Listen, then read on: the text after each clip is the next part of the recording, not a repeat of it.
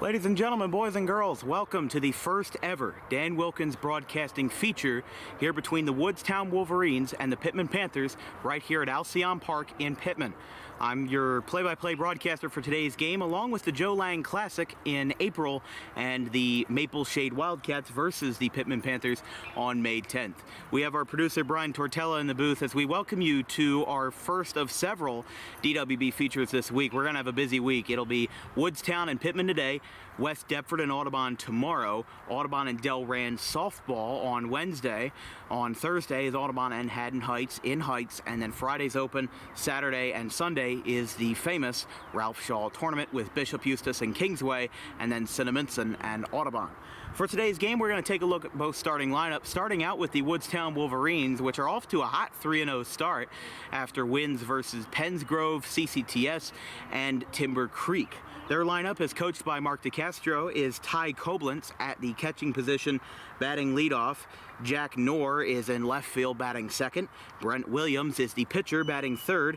Andrew Pedrick is the shortstop, batting cleanup. Rocco String is the first baseman, batting fifth. Rich Berger is the center fielder, batting sixth. Sam Chard is the third baseman, batting seventh. Jack Holliday is the second baseman, batting eighth. And in right field and batting ninth is Dante Holmes. For the home side Pitman Panthers, which have a pretty nice starting lineup thing out there near the dugout that was paid for by the booster club of the Pitman Panthers, they have a really nice facility out here in Pitman, and I have some family that live over near the water tower over in Pitman Grove, and I've never been to this facility, but even though we're up on the hill, we're up on the berm because the fences are too high down in the outfield, we're having ourselves a good time, and we're going to introduce the Pitman starting lineup, again, coached by John Hopley. We have Connor Sharkey in left field, batting leadoff. We have Braden Sharkey in center field, batting second. Stephen Devaney at third base, batting third. Hudson Rue at shortstop, batting fourth. Jake Sharrow at catcher, batting fifth. Drew Keefe at first base, batting sixth. Jude Engstrom is the starting pitcher. He bats seventh. Braden Yordy is the DH. He bats eighth. And Kyle Kubat is in right field. He bats ninth. Colin Ambrosius will be at second base as a defensive-only player. And we're going to go to break in just a minute here as, actually, no, we're going to bring it back to the field because they are introducing some Little League players. It is Pitman's Little League Day today. They have a lot of different promotional nights and stuff like that. So we are going to bring our attention to the field. So we'll stay right here as the Pitman baseball players are being introduced with their younger counterparts. Just stay where you're at.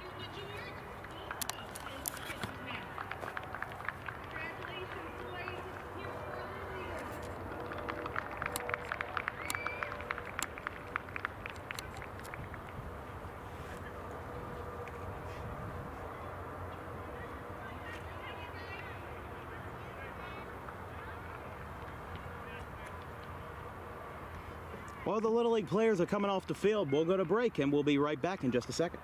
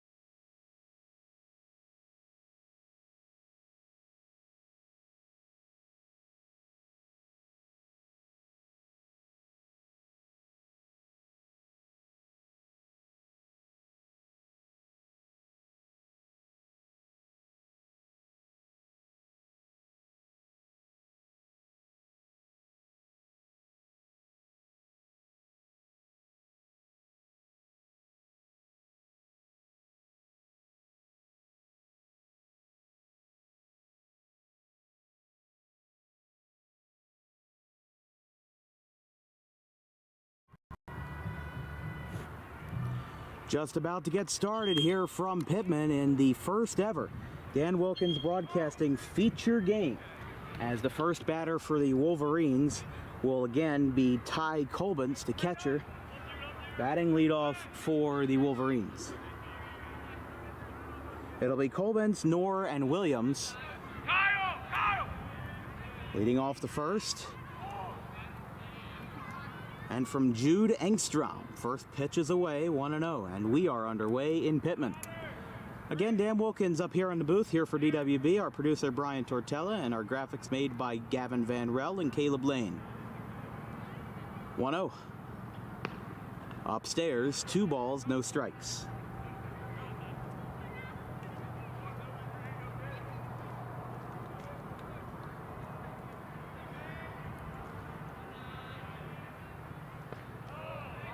That ball is a called strike, and it is 2-1.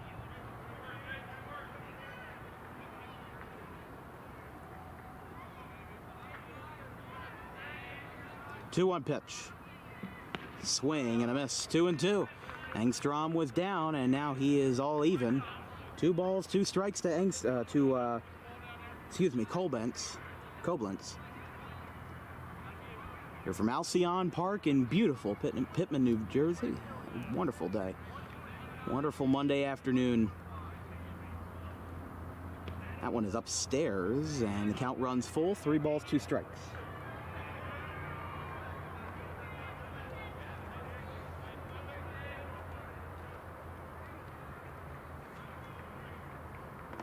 Swing and a miss, and Engstrom with his first strikeout of the afternoon. There's the one away. That will bring up Jack Knorr.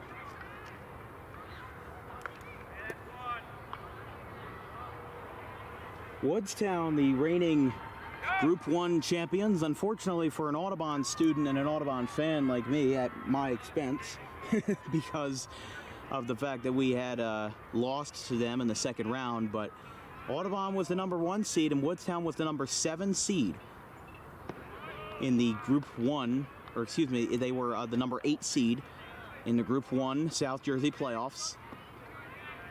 They beat the number 9 seed and then beat the number 1, and they were smooth sailing from there, beating New Providence and Point Pleasant Beach in the playoffs. Count is 2-0 to Jack Knorr.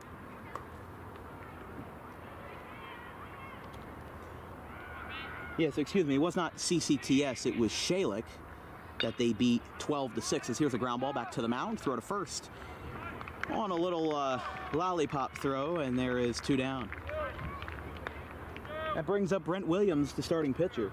Yeah, Woodstown, as coached by Mark DeCastro, beat Shalik 12-6, beat Pensgrove 17-0, and then a 3-1 win over Timber Creek, which did struggle last year. They had a 9-16 record, the Timber Creek Chargers, but apparently they are back and better than ever this year, so we'll see how that plays out.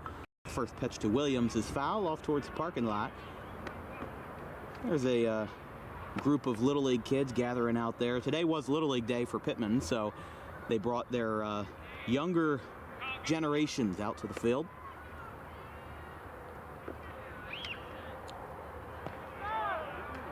There's the strike. 0-2 to Brent Williams.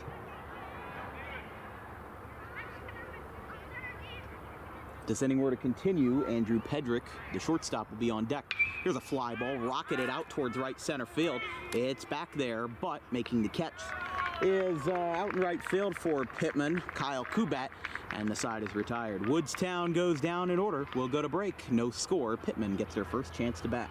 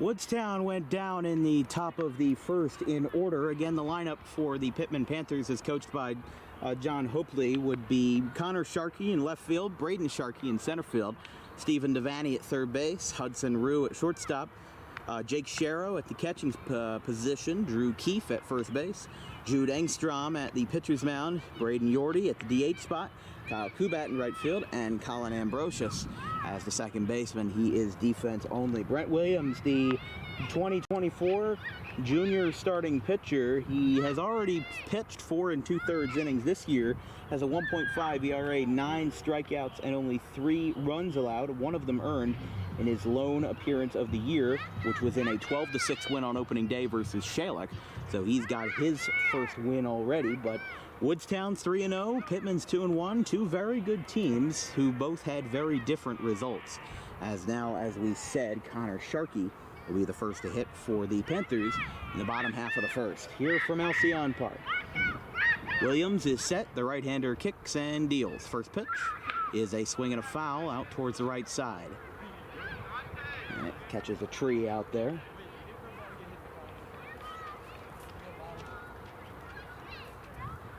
Connor Sharkey, the junior left fielder, batting .625 in 2023. The first pitch. Hey, there we go. Well, we got a paper copy. I did take a picture of the one down the first baseline. As I showed on the broadcast, the Pitman Booster Club had themselves a printed lineup where you kind of take like metal bars and you switch out the players depending on who's hitting. So 2-strike count to Connor Sharkey. Here's a ground ball, foul down the third base line. Yeah, because you were in the middle of the end. Yeah, there you go. You're all good.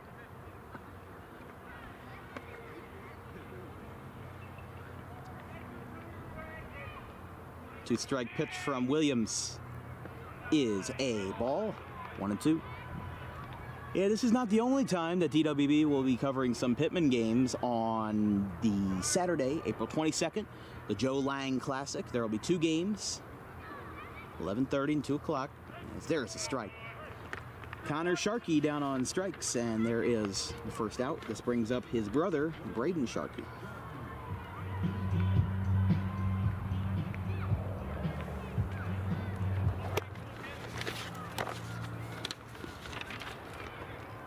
So the Sharkey brothers batting 1-2. Seems like both of them are twins since they're both juniors, and pop up first base side over towards the foul line and out of play. Over towards the soccer field out there. I mean, I pulled up onto this campus, the Alcyon Park campus, and with probably one of the more beautiful things that I've really seen. It's really nice to see how everything just kind of plays out in this purpose-built facility. As that one is upstairs. Count is 1-1 to Braden Sharkey. He was batting .500 in just 2 at-bats, but last year batted .343 in 67 at-bats, 23 hits. There's a fly ball out to straightaway left, and that one is caught by Knorr, and there is 2 down. That'll bring up Stephen Devaney, number 1. Another junior, very young team, I will say. Only 1 senior on the roster, and that would be Braden Yordy, who bats a little bit lower in the order, but the 6'2", 180-pound right-handed hitter, batting .273, 3 for 11 this year, and he's got another one with a base hit in the center field. Dugout seems to love it. Stephen Devaney is what they just called out for him. So base hit for Devaney, and this brings up Hudson Rue. I mean, the production here at Alcyon Park is off the charts. They have their own walk-up songs. They have their own public address announcer. I mean, right now, the softball game is going on, so I think that they might be doing the walk-up songs for softball, not baseball, but, yeah, Lower Cape May is in town facing the Panthers as the first pitch is a ball. 1-0 to Rue. Yeah, Devaney had an insane .524 batting average as a sophomore last year. And remember, this is the sport, baseball is the sport where if you fail 7 out of 10 times, you are a very good player. And if you fail 6 out of 10 times, you're Hall of Fame caliber. So having a .524 batting average, only one player in the Colonial Conference did that last year, and that was Caden Bodine. And as a freshman, he's already hitting in the middle of the order for Coastal Carolina. That one's in the dirt. Should be 2-1. Yes, the umpire just said 2-1.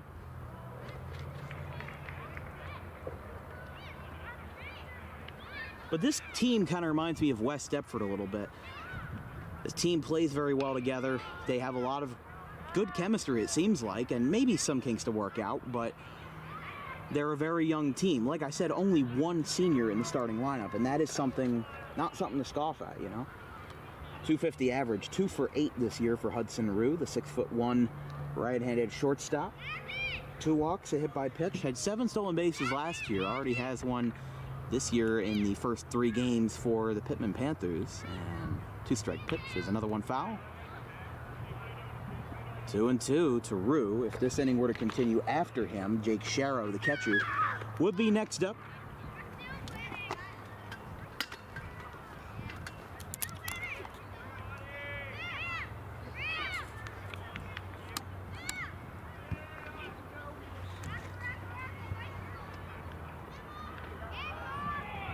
Oh, yeah, no, that is a ball. Okay.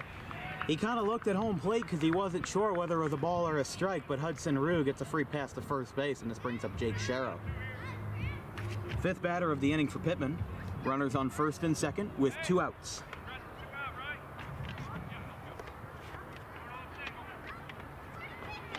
So a strikeout, a fly out to left, and then a single and a walk brings us to where we are now. Woodstown went down 1-2-3 in the top of the first.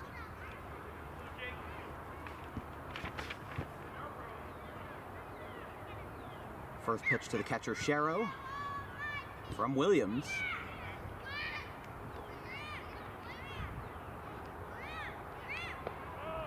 That one is a ball.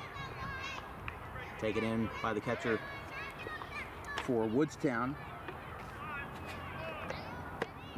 Yeah, Williams was one of the players that I remember from the fateful game on June 4th of last year when Audubon was upset by Woodstown in the second round of the playoffs. But the 1-0 pitch to Sharrow.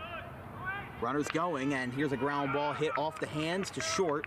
Throw to first is offline, and Pitman's going to get a run. The first baseman, Knorr, doesn't know where it is, and 2 runs will score. Sharrow gets all the way to second. He's going to go to third, but he is going to be early and is out. So a chaotic play, to say the least. That'll be an error on Woodstown's shortstop, but Pitman scores 2 runs, and Sharrow was out trying to advance a 2-bagger into a 3-bagger. So Pitman leads by 2 going to the top of the second. We'll be right back after this.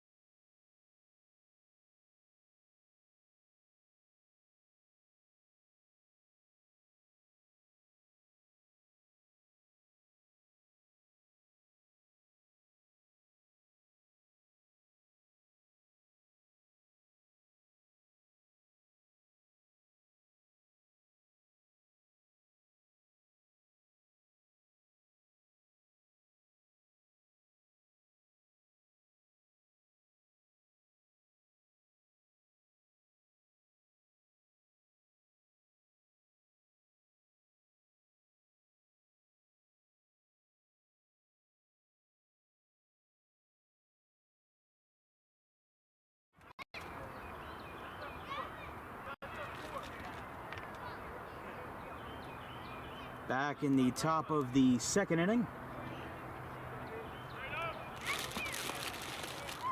Woodstown trails Pitman 2-0 in our first ever Dan Wilkins Broadcasting feature game, although I guess you could count Thursday as a feature game, Rutgers Newark and Rutgers Camden, although that time around we had to tape delay the game because of tech issues with our Verizon internet.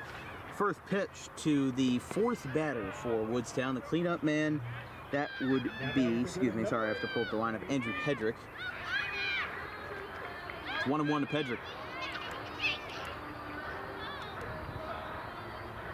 Swing and a miss. Yeah, I guess they're playing music for the softball, not for baseball. Because that wasn't in sync, but it's 1-2 to Pedrick.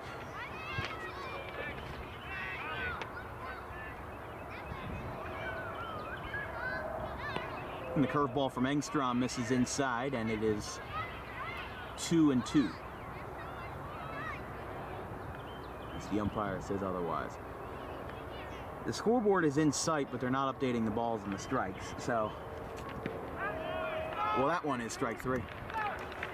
Didn't stand a chance, and second strikeout for Engstrom, and it goes to Andrew Pedrick. This brings up Rocco's string. Busy schedule this week for Dan Wilkins Broadcasting. Today, Woodstown and Pitman. Tomorrow is West Deptford and Audubon from Audubon. Again, our brand new producer, Brian Tortella, he'll be there again. And if you don't already, by the way, first pitch is outside to Rocco String. If you're a fan of Dan Wilkins Broadcasting, make sure you follow him on Twitter at, well, I forget the handle. What's your handle again, Brian? Brian Tort. Yeah, Brian Tort, so T-O-R-T, 1-2. 2 balls, and I believe 1 strike to Rocco String. He does a lot of reporting on Paulsboro, does an excellent job, and mature well past his years, and he is a very bright future in this industry. So that's a foul ball down the right field line, and it is 2-strike count to String. After this will be Rich Berger. 2-2. I believe so. Sometimes sometimes even I don't get the count right. It's here's a line drive, not going to matter. That's a foul ball, left field line. Well, I thought the count wasn't going to matter because I thought that was going to be a hit, but that's a foul ball, and coming back to the box will be String. It's all a sophomore. I believe so. I believe String is a sophomore.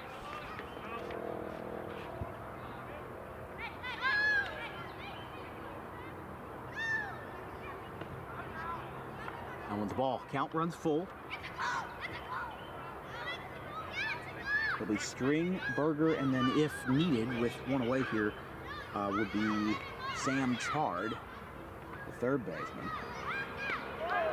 And there is strike 3. So String is down on strikes. Third strikeout for Engstrom, and that will bring up Rich Berger. I made a joke when Woodstown played Audubon in the Group 1 quarterfinal up for South Jersey Group 1. I made a joke. I said Rich Berger might be the best baseball name I've ever heard. And then he commented on the video and he said, "You're dang right, that's the best baseball name." There's been a couple good baseball names out here. That one was a ball. I want to know. Like, I think Higginbotham was one guy for Enfield, Connecticut in Audubon's first scrimmage earlier this year. Count as 2-0.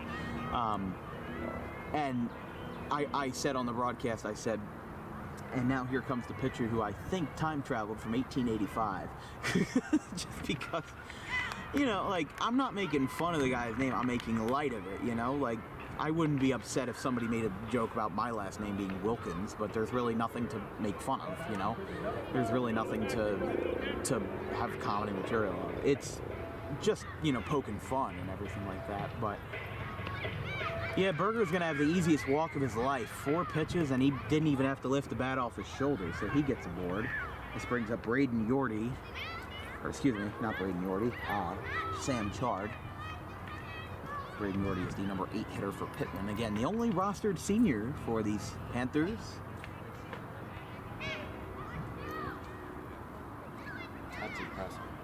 Yeah, like I said, it's a lot like West Deptford. Young team, a lot of potential.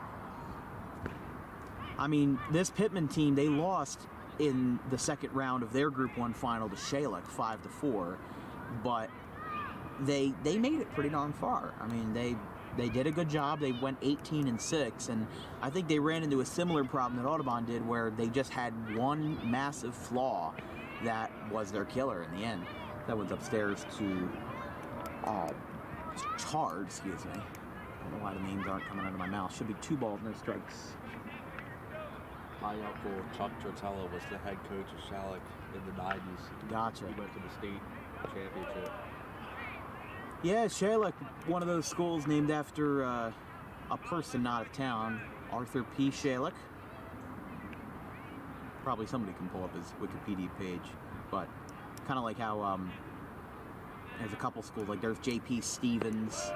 A lot of the private schools, the parochial schools, are named after saints and popes, like Paul VI, he was a pope, Pope John, and then of course there's St. Joseph, St. Augustine, I can't even think, but you got what I'm saying. St. Mary's, there's a couple of those. There's actually 3 St. Josephs, but it should be 3 balls, 1 strike to Chard. If this inning were to continue, Jack Holliday would be next. 2-0 Pitman over the Woodstown Wolverines. And that one's inside, and he'll walk. So Chard gets aboard, and that moves everybody up. Runners on first and second for the Wolverines, and good job so far here by Woodstown of getting themselves in a rhythm, getting on base, and now the catcher and pitcher will meet for a brief meeting. Devaney was there as well, but he steps back.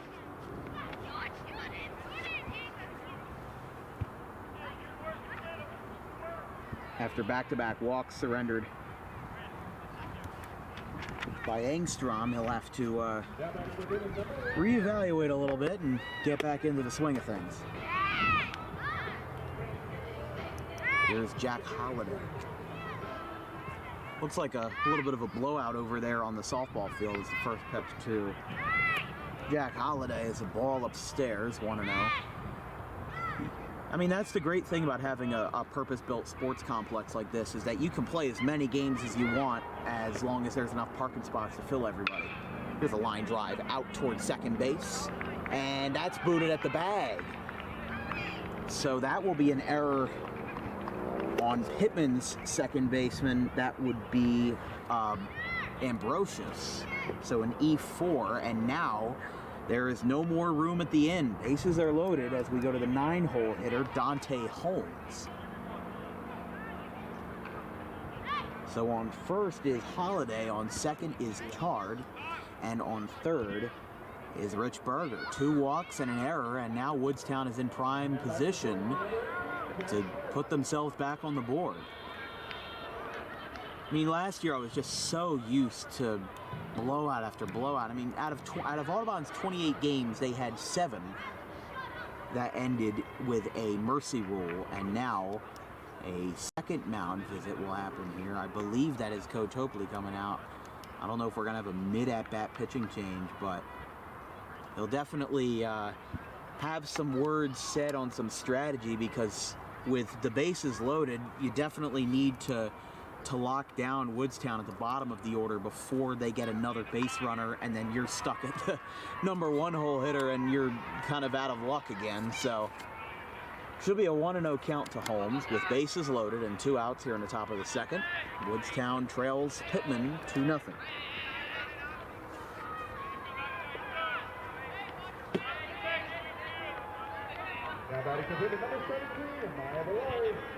They have a good public address announcer back there. They have like a 4-way like penthouse that has a bunch of different speakers, as you can see right there to our left. It's their clubhouse of sorts with a bunch of different windows that go out towards all of the other fields. As there's a ball. 3-0. Could be a chance here. Woodstown walks in a run.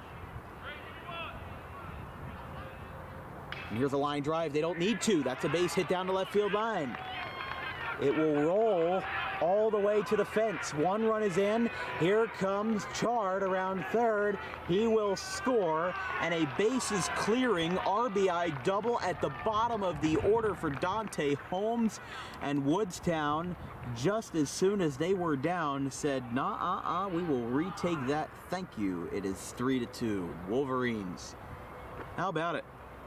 You don't usually imagine a number 9 hitter being the first to be that productive, but he had that situation kind of, laying in his lap, and all he had to do was just take advantage of it. And now Woodstown is in perfect position here to get themselves a couple more runs. Again, the only runner that stands is a runner on second base with 2 down.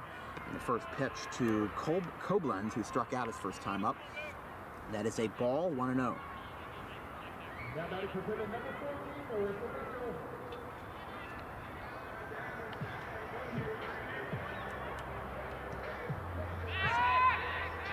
Throw down to second, nothing doing there.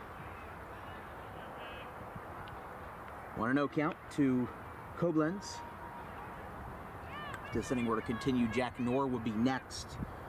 He'd be the 8th batter of the inning for the Wolverines. We're already up to 7 here in the top of the second.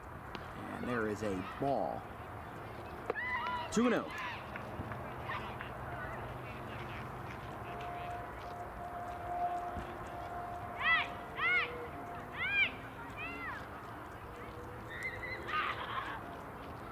Fouled off towards the right side. It will go out of play. 2 strikes now. Engstrom in some trouble here. All 3 of those runs were earned, unlike the previous inning where the 2 runs scored by Pitman were not charged against Brent Williams due to it being an error. And the pitch to Koblenz is outside. It'll go to the backstop, and going to third is going to be Holmes. So that moves everything up further, and now he stands on third base.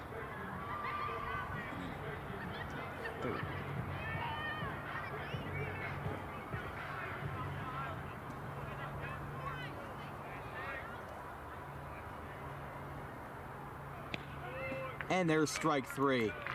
So Koblenz didn't exactly like it. He kind of slammed his bat down in a bit of rage, but Woodstown gets 3 runs on the board thanks to a bases clearing double by Dante Holmes. Pitman will have, in the bottom half of the second inning, 6, 7, and 8. We'll be right back after this.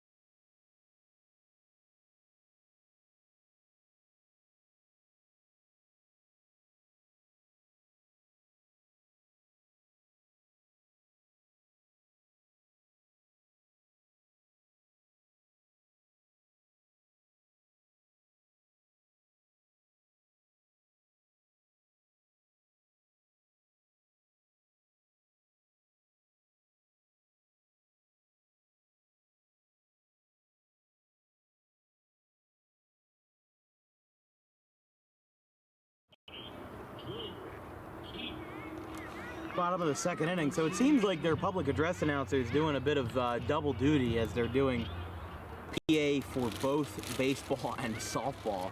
I would not want to have that guy's job to be doing all of that back and forth, man. That's, Hope he gets paid well. Here's Drew Keefe.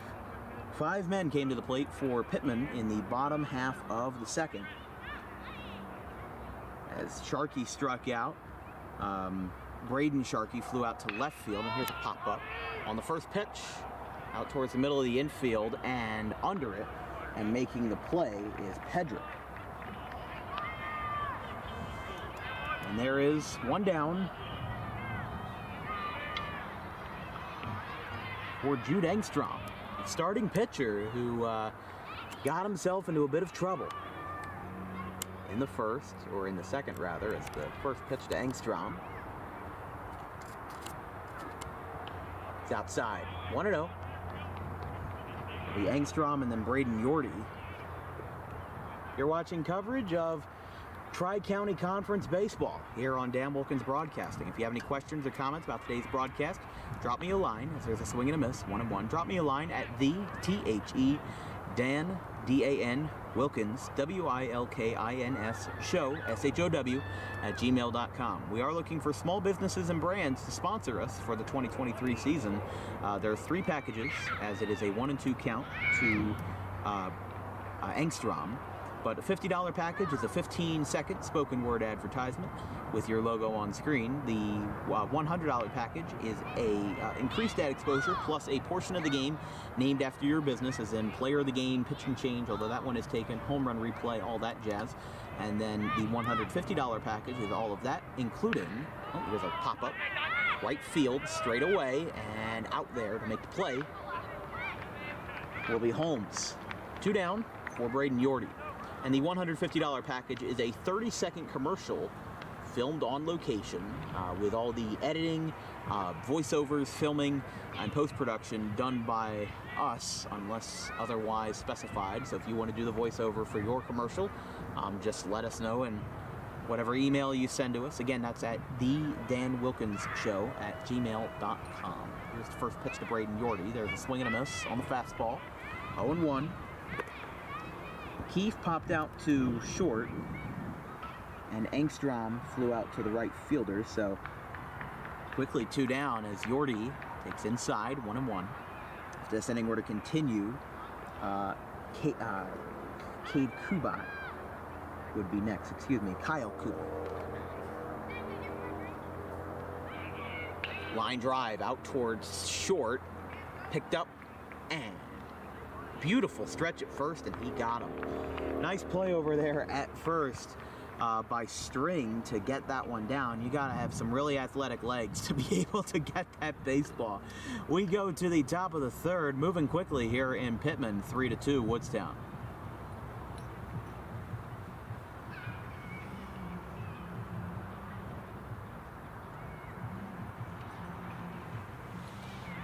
And that's the end of the game with the Lady Panthers.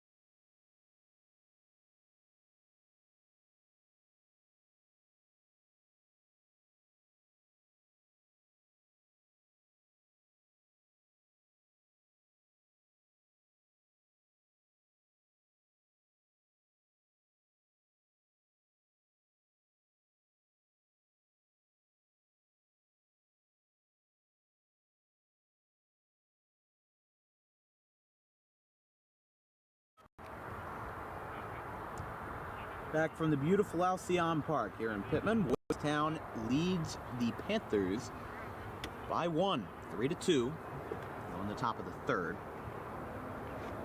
Woodstown sent 7 men to the plate in the top half of the second, scored 3 runs on a bases clearing double by Dante Holmes as Engstrom's first delivery is a foul ball. to Jack Knorr. Flew out to, grounded out back to the pitcher his first time.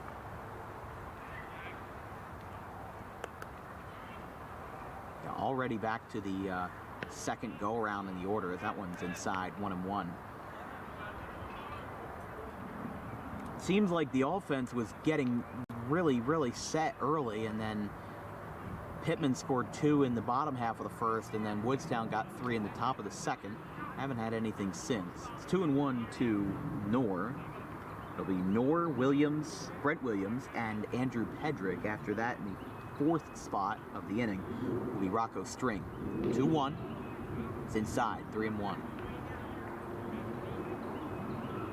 Not a cloud in sight here on this Monday afternoon. 64 degrees here in Pitman. Here's a pop-up. Way up there, third base side. Over towards Devaney, and that one is towards the softball field. Looks like the Pitman Panthers did defeat Lower Cape May in their game. Pitman was up really by a large amount early. There's the pitch to Knorr, and that should make the count full. 3-2.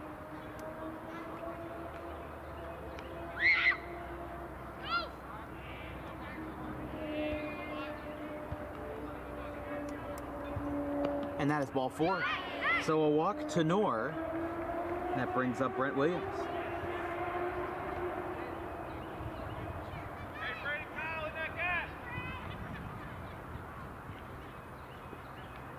So leadoff walk for Knorr. Brent Williams, the pitcher here for Woodstown, flew out to right his first time. Hit the ball fairly well, though.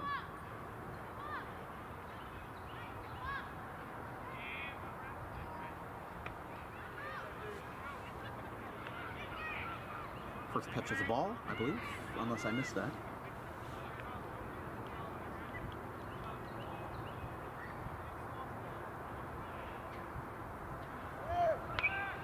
Here's a pop-up back behind the plate, and it's out of play.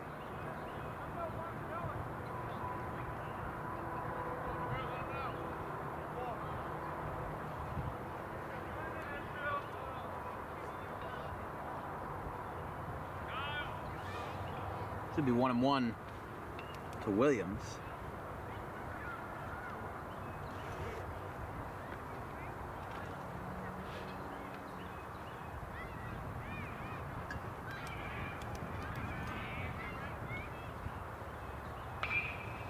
Off the hands, out towards third. Devaney throws to second and can't get the out at first.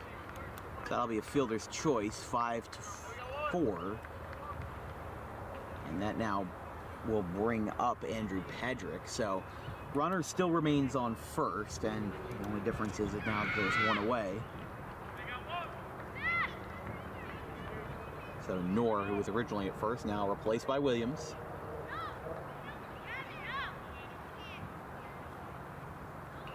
And it's a foul ball. I always found it interesting when you're scoring a baseball game how how you have, by the way, counts 0-1 to Pedrick. I've always found it interesting how they have first baseman, second baseman, and then the shortstop, and then the third baseman. The second baseman and the shortstop are equidistant to second base, but one of them is a second baseman and the other is the shortstop. But the reason why the shortstop is called the shortstop is because back in the olden days, the shortstop was played a little bit differently. He was usually closer to the ball, so he was usually there for short plays that stopped, as in slow ground balls from right-handed hitters. Should be 1-1, excuse me, to Pedrick if this inning were to continue, or it will, but Rocco String will be next, and after that will be Rich Berger. There's a ground ball, hit softly to first. He'll tag the bag at first and throw to second. Is dropped by Ambrosius. Actually, no, Rue was covering the bag, so Williams advances to second, and he's now in scoring position. Nobody else on the base paths as Rocco String is the batter.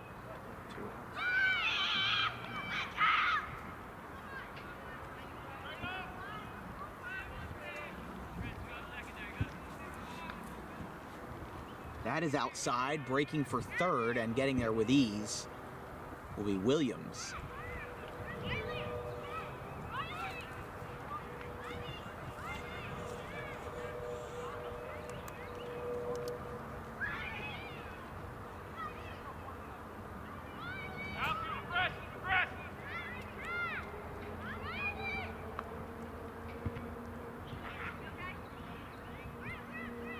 Now one is in the dirt.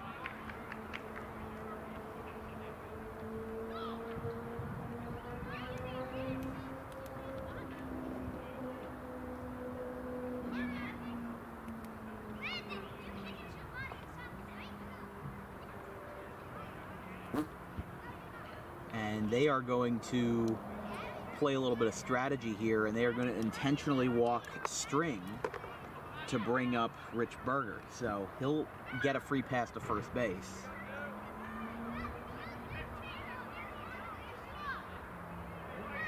So runners on first and third with two down for, should be Rocco String, or Rich Berger, excuse me. Yeah, it is Rich Berger. First pitch. Ball one. 1-0.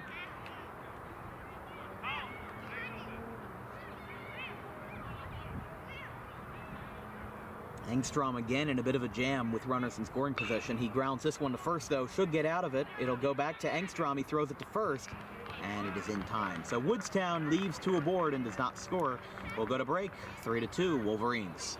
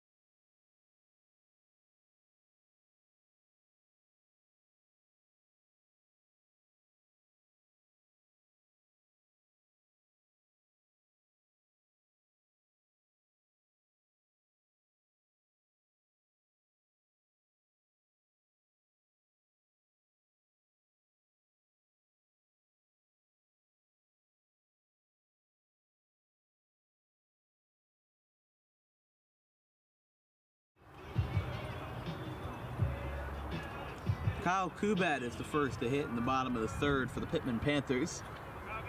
Here on a gorgeous, picture-perfect Monday afternoon. The Pitman Water Tower. Yes, that is the Pitman Water Tower, and that's how far away it is. I honestly am shocked at how great my camera can zoom in on that, but we're pretty far away actually from the action. We're up here on a berm in the outfield, mostly because the outfield fence is too tall for us to really do a proper broadcast. This is a ground ball to third on bunt, throw across. Is not in time, ball skipped away from String. And Kyle Kubat with a bunt single to start the bottom of the third. Great game so far, 3-2. Woodstown leads Pitman. Pitman scored 2 runs on an error by the shortstop, which will be the shortstop Hedrick, in the top bottom of the first, and then their number 9 hitter Dante Holmes had a 3-run double in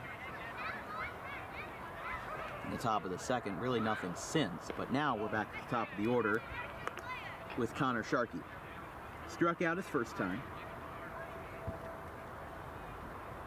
runner on first, nobody out.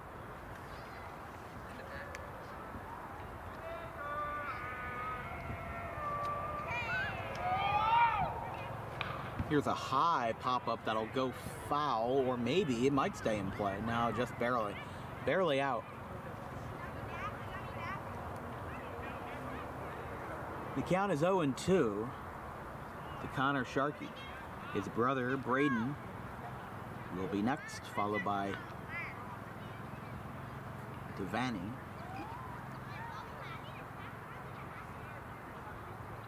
Stephen Devaney, third baseman for the Panthers. Runner on first, nobody out. Leadoff bunt single by Kyle Kubat. Runners go. Here's a fly ball shallow right center field, and it will get past Holmes. He misplayed it a little bit, tried to dive. Here comes Kubat. He's coming around, and it's an RBI double for Connor Sharkey. And we are tied as Kubat did not stop and immediately went flying into the Pitman dugout. He is celebrated by his teammates, and it's a 3-3 game. All knotted up after the miscue and right by Holmes. Not an error by any means, but Connor Sharkey with a with a leadoff double. And just like that, we're all tied up at 3. So here is Braden Sharkey. So 3-3 here in the bottom of the third. That one is away. 1-0. No out for it. Nobody out, and a runner on second, Connor Sharkey.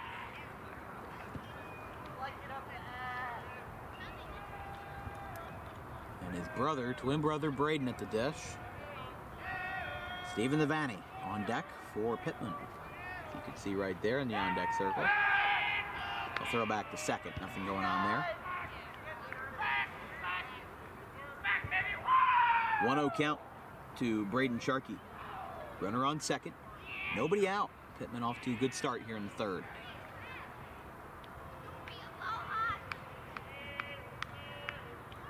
Popped up first base side and foul. I'd be nervous in those stands.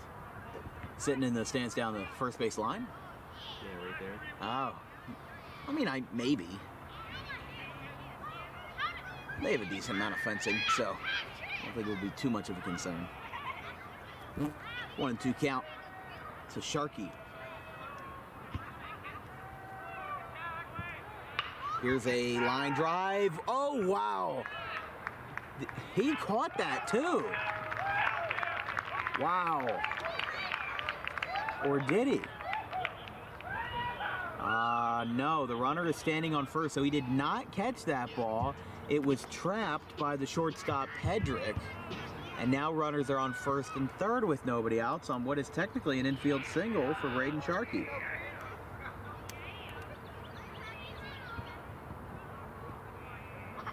So this brings up Stephen Devaney. Throw back to first, nothing going on there. So I thought that Pedrick had made this acrobatic, like, circus catch, but I think he just trapped it and he couldn't make a throw. That's where we stand. Still nobody out, and Pitman looking to rally versus the Group 1, reigning Group 1 champions.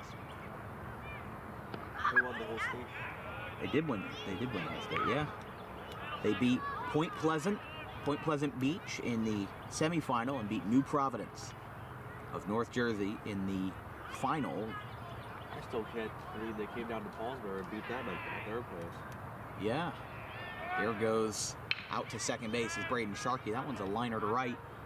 Look out, fans. That one's out towards the soccer pitch down there.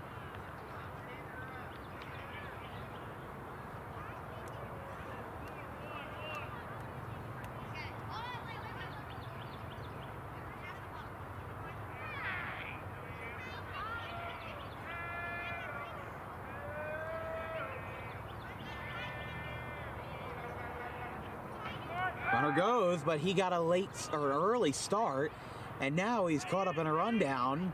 But now look who's breaking for the plate. They didn't see him, and the throw gets away. Pitman takes the lead on incredible base running. That is genius by the Panthers. They take the lead, and the dugout loves it. So that may have been a purposeful decoy, but Sharkey broke from third and scored, and all the way to third base is Braden Sharkey.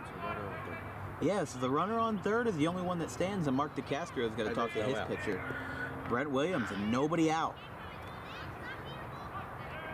This is a great start for Pitman. They've had themselves, I mean, I will say that they've scored almost all of their runs on miscues, you know? They had the RBI double by Sharkey, which was mostly because of a missed ball in right by Holmes out there. You can see Holmes. And then the fourth run for Pitman came home on incredible base running, which, like I said, on the single, that moves them all the way up to third. So in the middle of the at-bat, Stephen Devaney is still up. And the count should be 1-1 to Devaney. What an inning this has been, and what a game this has been so far here between a reigning Group 1 champion and also a team that, you know, probably should have made it further than they did. But you could say the same thing with my hometown Green Wave and Audubon. You know, a lot of unfound potential. This one is outside. 2-1.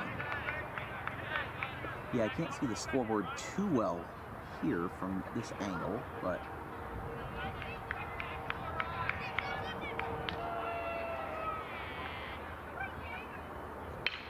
line drive. That one is foul with home run distance.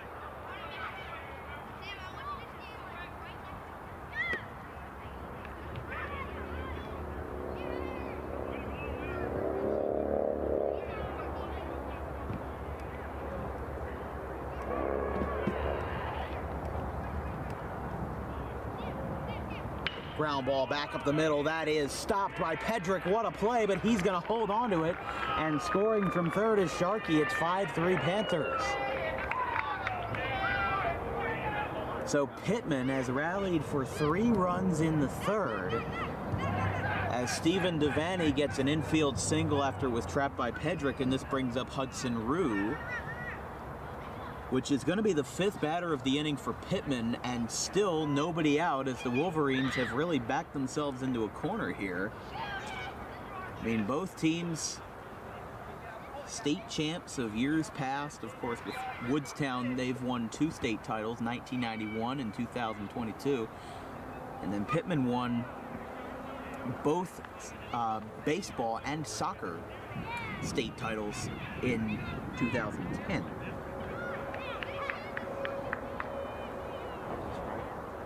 Was a strike to Hudson Rue.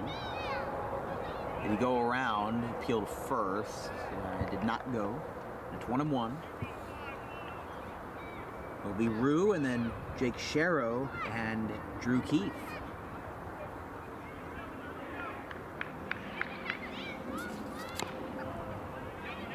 That one is a strike. 1-2.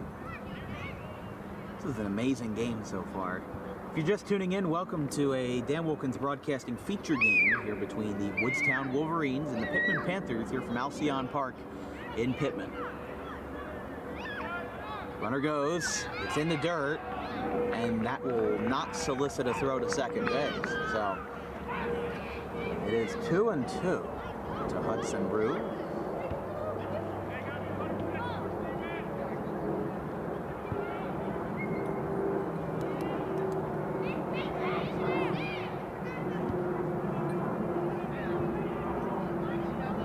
Swing and a miss. Pitch outside, and that will bring up Jake Sharrow.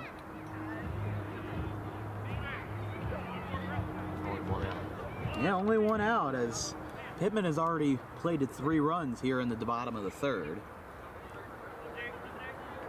Brent Williams still wheeling and dealing, though. Only has 1 strikeout to his name so far. But a busy week for Dan Wilkins Broadcasting, as here comes the throw down to second base. Picked up, though. Tuesday will be West Deptford and Audubon in Audubon. Wednesday will be Audubon and Delran softball in Delran. That'll be a nice one for me to wake up at 6 a.m. for. And then Thursday will be Audubon and Haddon Heights in Haddon Heights. And then Friday, open. And he wavers at that one. So that is going to make it 0-1 to Jake Sharrow.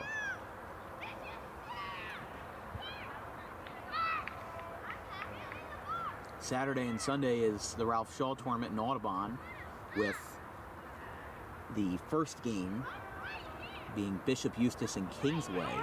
And now going down to third is Devaney. He's in there. So he gets in there with ease, as now Sharrow has an even better chance of bringing home a run. It's a 1-1 count to Sharrow.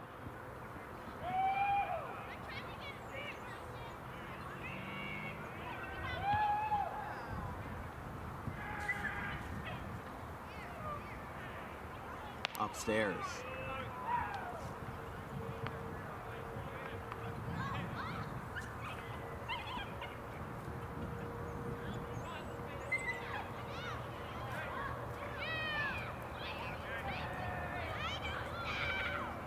Two and one.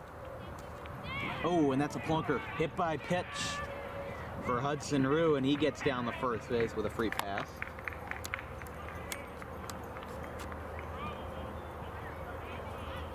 So now here is Drew Keefe. We're getting high on first and third. First and third for Pitman.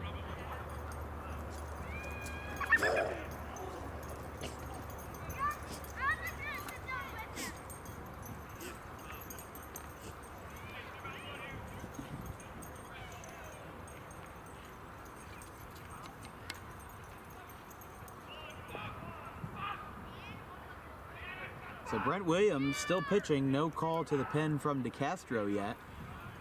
Although a pitcher and a catcher, as we speak, are now warming up, or are going to be warming up down the third base line for the Wolverines. Count is 0-1 to Keefe. As you can see down there, pitcher and catcher getting ready. There's a swing and a miss, 0-2.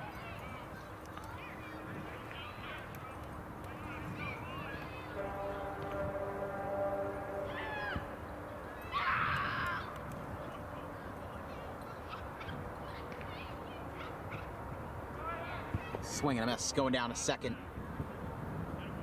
will be Sharrow. He gets in there.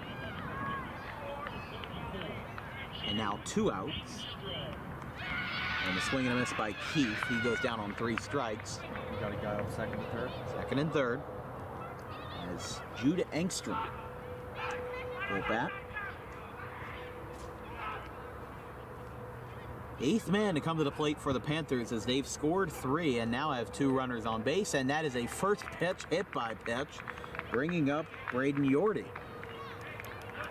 Bases loaded. Bases are loaded, no more room at the end, and you'd have to imagine that Woodstown and Brent Williams have to have at least probably a couple more batters before their relief pitcher, whoever that is down there on the third base line, before he's ready. So right now, all they can really do is just have Koblenz come out to Williams and talk to him, let him know, hey, here's the strategy, here's what you got to do, just, calm down, you got it, you're going to get out of the jam. Positive reinforcement, that's really all you can do in this game. The catcher's job is to kind of be almost like a therapy dog for the pitcher while he's out on the mound. He's got to tell him, hey, you're throwing really good, you got a good handle on this, the bases are loaded, but it doesn't matter, you can get out of it, you can do it. Just reassurance so that the pitcher doesn't kind of get thrown off his game. Here's a ground ball out towards short. Petrick picks it up, flips it to second, and it is going to be the end of the inning. Pitman sends 8 men to the plate and score 3. We'll go to break, 5-3. Pitman going to the 4th.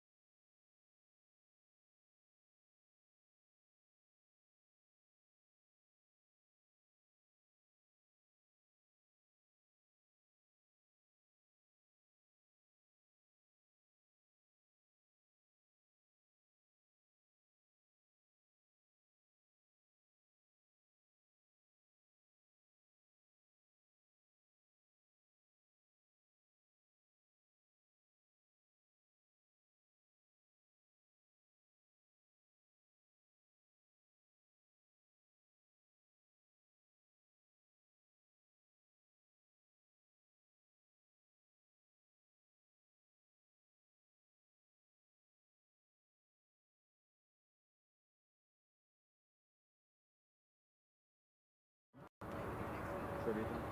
Yes.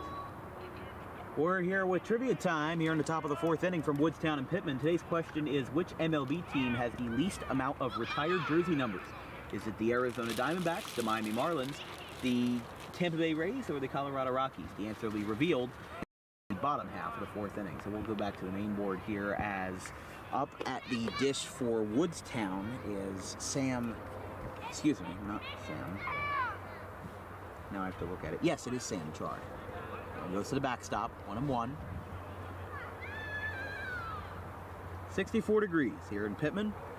Wind blowing west to southwest, which will probably mean that it's blowing out a little bit, but there's really no like flags for comparison. Because the way I always see it is that in Audubon, there is a giant flag on top of the high school, and the baseball field is behind the high school. So if I want to know which way the wind is blowing, I always just look at the flag and see, oh, wind's blowing out to left, wind's blowing in, all that. So it's 2-1 to Sam Chard. It'll be Chard, Holiday, and Holmes, 7, 8, and 9 for Woodstown. And that one misses again, so it's 3-1. Bottom of the order for Woodstown has been pretty productive. Brent Holmes had a 3-run double, the only scoring that Woodstown has had so far today, in the top of the second. And there's a ball.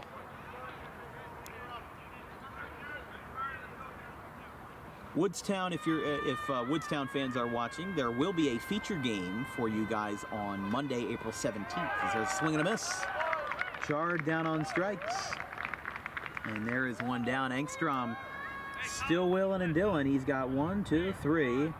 That's his fourth strikeout. So 4 Ks for Engstrom, and for Williams, he has 2 on the day. So a relatively good game when it comes to putting the ball in play. These are two pitchers that don't seem to like striking out a lot of guys. Here's a ground ball to third. Devaney throw to first in time with ease, and a 5-3 ground out in a 5-3 ball game. So Holiday is retired pretty quickly. This brings up Brent Holmes.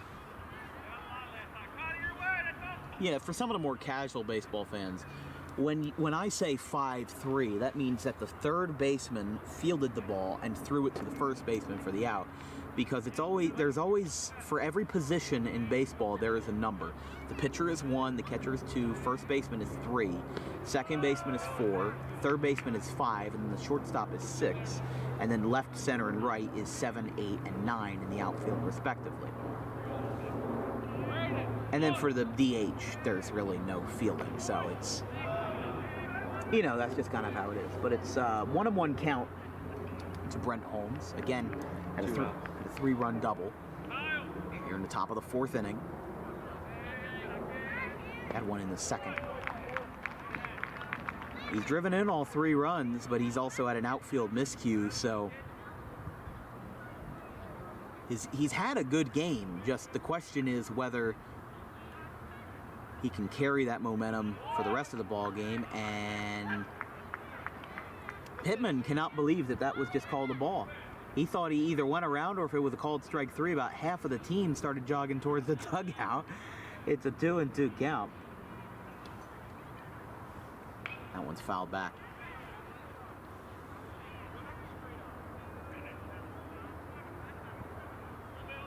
Yeah, about the whole outfield, Kubat and the Sharkey brothers both thought that it was strike 3.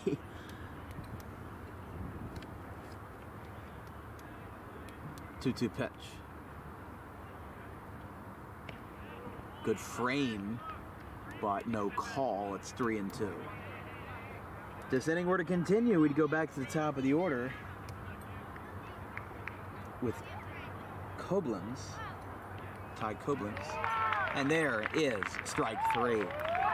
So 1, 2, 3, Woodstown is retired in order. We'll go to the bottom of the fourth. We'll be right back after this. 5-3 Pitman.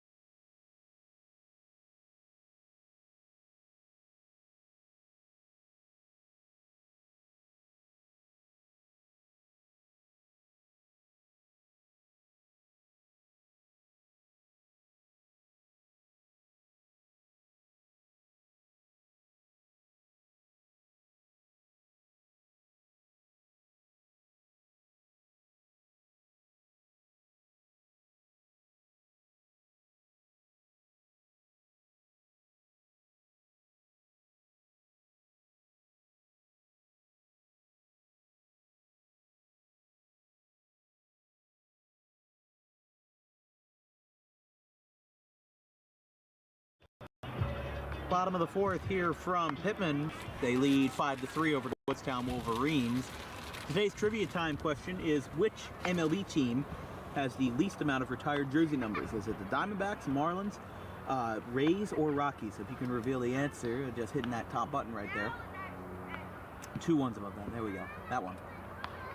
So the answer is the Miami Marlins. So we'll go back to the main screen. They are the only team that does not have a retired jersey number for anyone other than Jackie Robinson. As the first pitch to, I would assume, be Kyle Kubat, who started the third with a bunt single, came all the way around the score. Pitman scored 3 runs in the third. Here's a fly ball straight away left, and caught in center. 1 away. And we go back to the top of the order for Connor Sharkey. Yeah, the Diamondbacks have 2. They have Randy Johnson and Luis Gonzalez.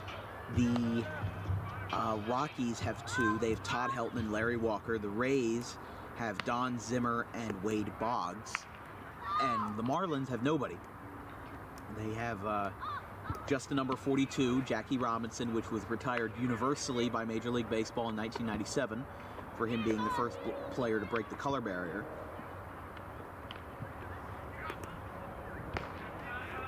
Two balls, no strikes to Connor Sharkey. His brother Braden on deck for the Panthers. Here's a liner to center, and that one will fall for a base hit, skipping in front of Woodstown's center fielder Berger. And a base hit for Connor Sharkey, his second of the day. That's going to bring up Braden Sharkey, as his brother stands on first base with 1 away. He had a single his second time up, flew out to left his first time. Williams still in the game, but really no bullpen action. Oh, no, Woodstown still has their pitcher up, and Pitman briefly had a pitcher warming up in their pen. However, he has since walked back to the dugout. 1-0 to Braden Sharkey. Stephen Devaney on deck for Pitman, and there is a strike. 1-1.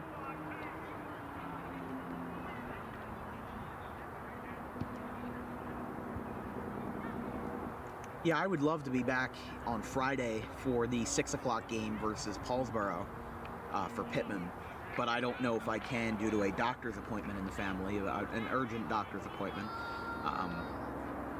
And there may be a time where, due to this medical emergency in the family, I may have to fly solo as a producer for about a week, but if that becomes the case, there's a base hit left. So both Sharkey brothers are aboard. Now runners on first and second for Stephen Devaney. But yes, depending on what the situation is, we will keep you posted on what will happen. As Williams, I'm a little surprised he's still in the game, but DeCastro still has not made the trip to the pitcher's mound to even talk to him, let alone to take him out in this inning. He's talked to him a couple times, but and so is his catcher, but and the infield, but just I'm surprised that they haven't, for a Group 1 reigning championship team. You know, both of these teams are extremely well-rounded from top to bottom. A problem that Audubon had last year, as it is a 1-0 count to Stephen Devaney. Both runners are going. Here's a fly ball out to right. Holmes going back. He can't get there. Misplayed it again, and Pitman will get another run at 6-3. So RBI double, Stephen Devaney. He claps it up for his men down the first base dugout, and Pitman extends their lead to 3. It's 6-3. Runners on second and third with 1 away for Hudson Rue.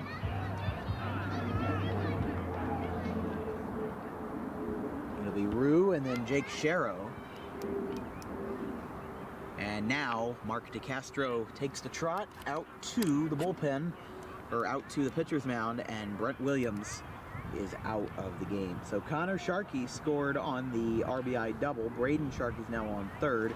Devaney is now on second. Williams exits the game with 4 earned runs to his name, 2 unearned runs, a total of 2 strikeouts, and 4 1/3 innings.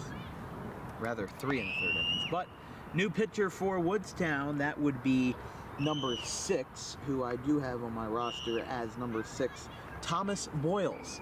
New pitcher for the Wolverines. We'll go to break. Pitching change for Woodstown here in the 4th.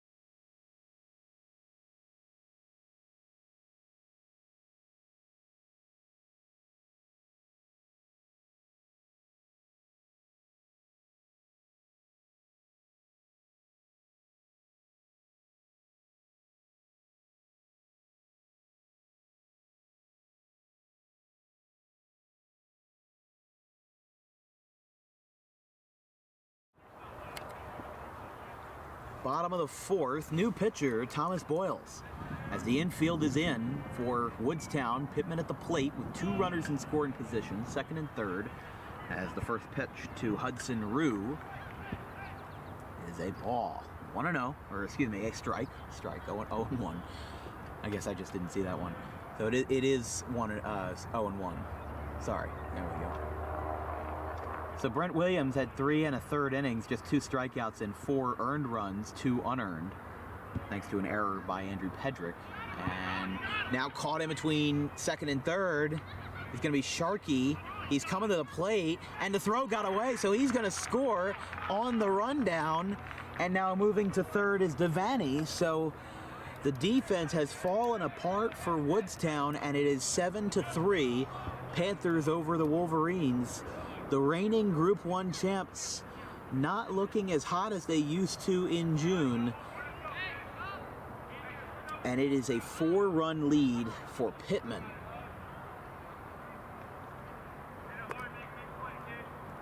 So Rue is still at the plate. It's 1-1, it should be.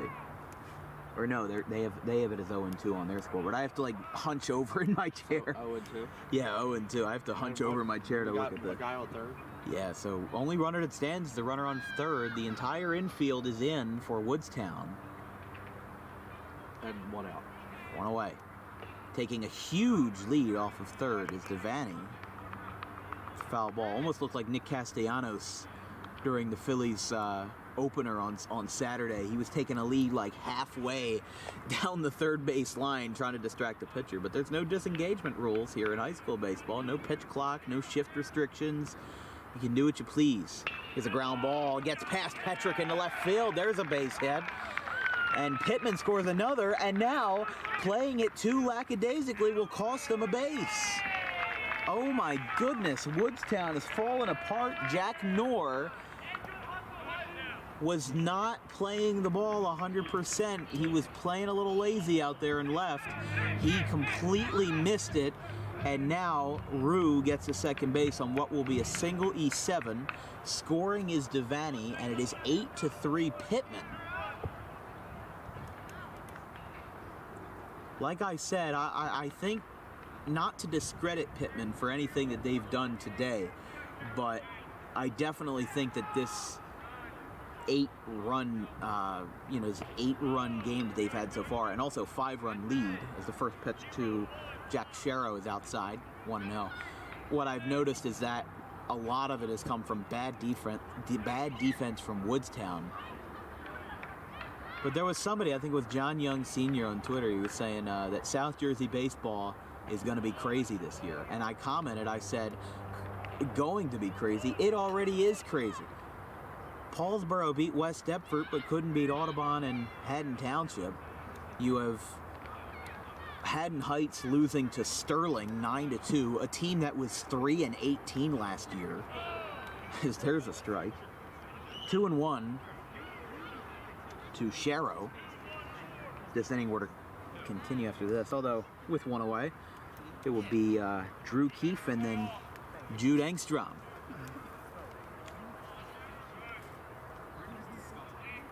Some fans taking in the wonderful ball game here on the berm as there's a foul ball. Look out, fans. That one just hit a tree. I mean, hey, it's a beautiful day for some baseball. Fans are taking in the game on the berm. That's where we're setting up out in the outfield. I mean, I've said before, as an independent broadcaster with the budget that we have, it's always best to have a proper setup. And sometimes you have to adapt. There's a bit of an inconsistent throw down to second by Boyles. He kind of hesitated, but was able to keep things in one motion, so it is not a balk. 2-1 to Sharrow with Hudson Rue on second base.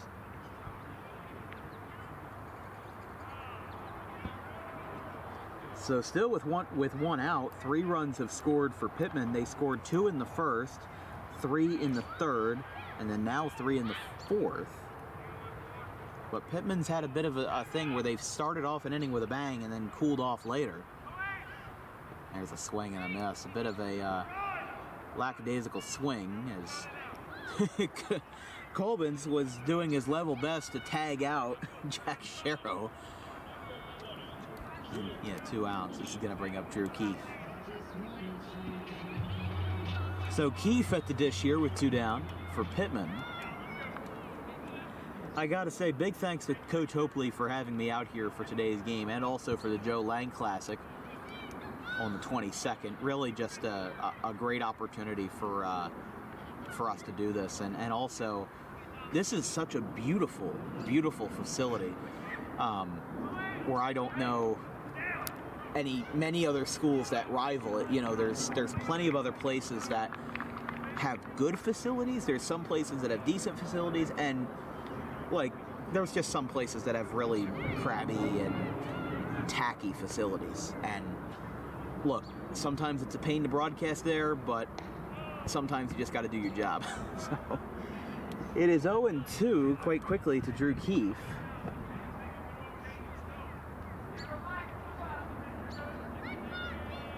So Hudson Rue is on third. A foul ball, you could hear that one from a mile away.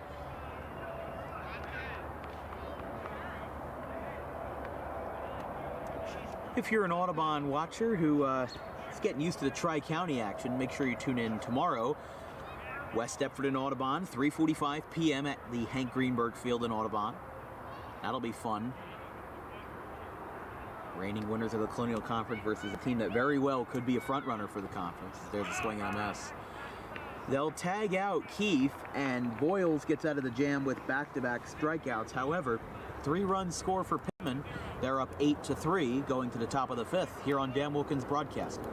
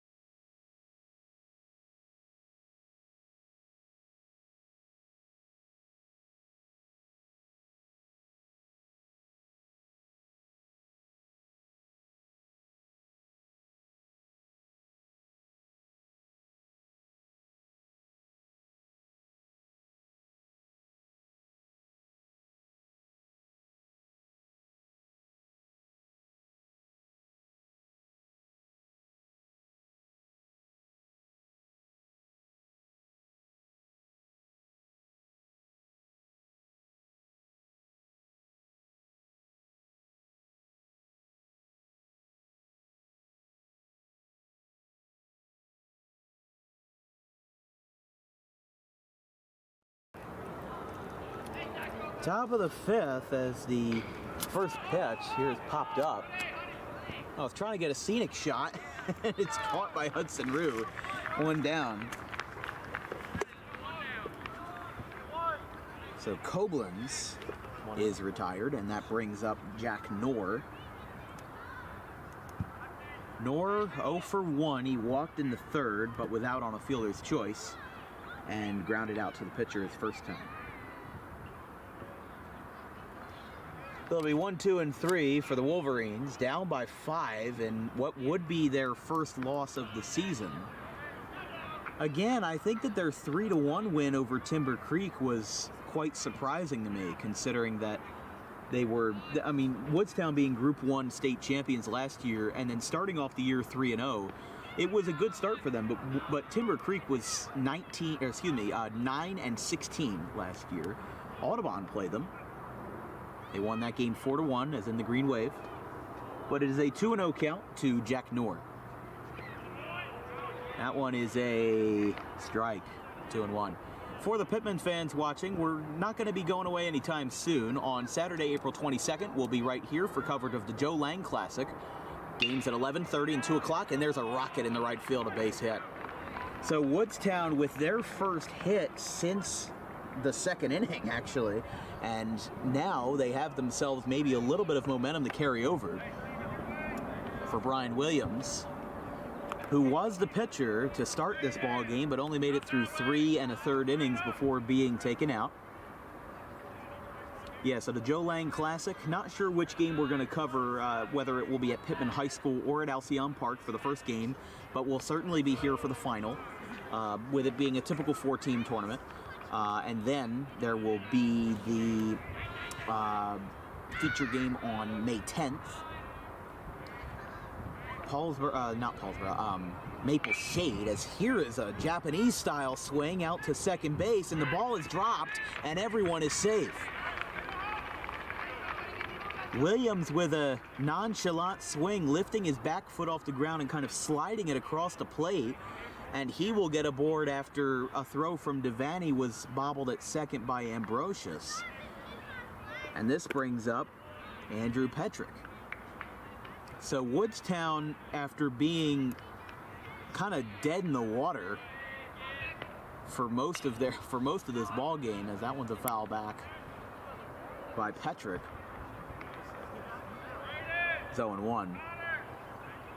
I mean, it looked like this could have been a runaway train of a ball game, but now after back-to-back singles, maybe Pitman's going to be held in check a little bit.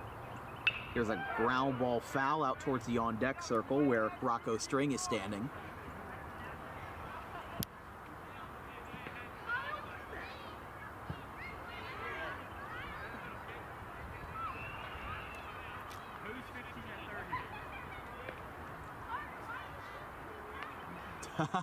That was funny.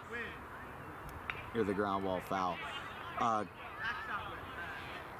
That was really funny. Kyle Kubat's out in right field for Pitman, and some of the folks were saying hose him out at third base, and he gave him a nonchalant thumbs up. 0-2 count to Pedrick. Next up is Rocco String. That one is inside. 1-2. You're watching coverage of Tri-County Conference Baseball here on Dan Wilkins Broadcasting. If you have any questions or comments about today's game, drop me a line at thedanwilkinsshow@gmail.com. Outside. Well, it's going to be 2-2. 2 balls, 2 strikes, 1 out.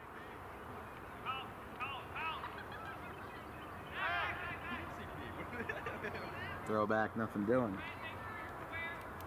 Jack Knorr on second base, Brian Williams on first, Andrew Pedrick at the plate.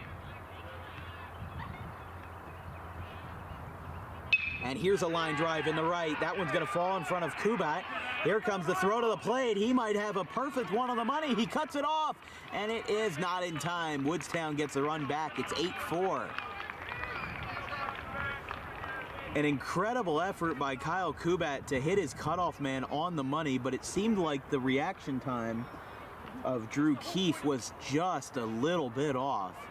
And Woodstown now has a 4-run deficit to claw back from, but only 1 out. So they still have the time, and Coach John Hoadley is going to come on out here and maybe talk to his man, which will be Jude Engstrom, and it looks like they're just going to talk to him. So he will stay in the game for now. So after the RBI single by Pedrick, that was Jack Knorr that scored from second base. Brian Williams moved up to second. Yeah, Kubat had a good throw from right, but his cutoff man kind of took a little too long to turn it around, and the throw was maybe a half second too late. And Jude Engstrom will come out of the game after 4 1/3 innings. He's done excellent. 4 earned runs and a total of 5 strikeouts. So new pitcher for Pitman will go to a Paroli's pitching change, and we'll be right back after this.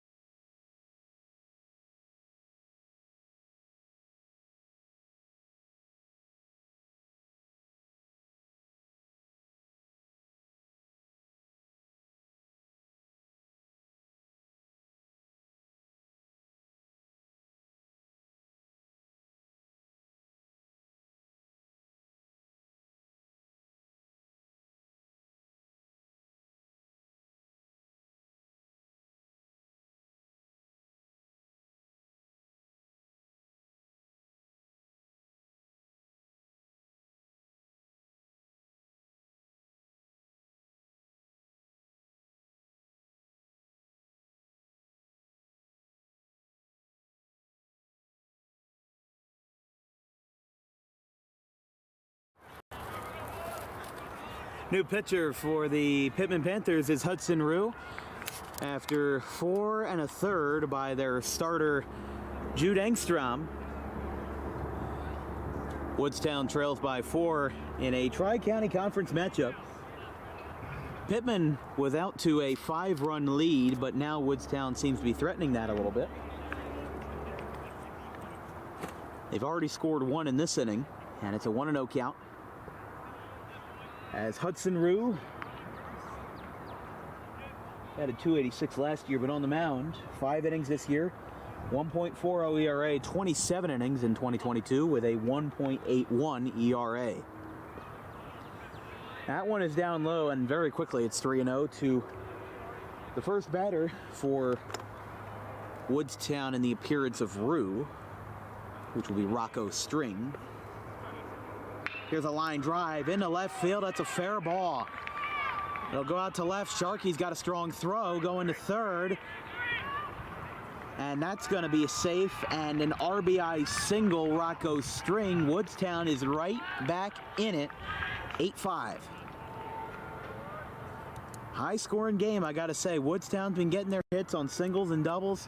Pitman's been taking advantage of a lot of errors and defensive bobbles by the Woodstown defense, and so everybody's been scoring in their own unique way. But the difference is that Pitman's got 8 and Woodstown's got 5, so I'll tell you which team has more work to do, Woodstown. But also Pitman, with 1 away, they'll have the opportunity to try to shut this down, but in the middle of the order, it seems like once any team that's played today gets the ball rolling, gets the momentum started, they just can't stop. And it's 1-0 to Rocco String, to Rich Berger.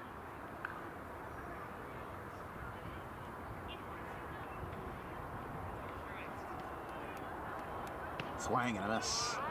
huge swing by Berger. And it is 1-1.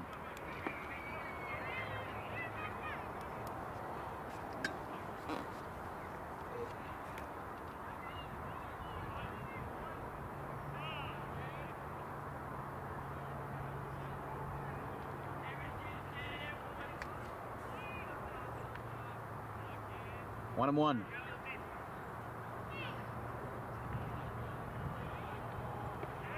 There is a strike.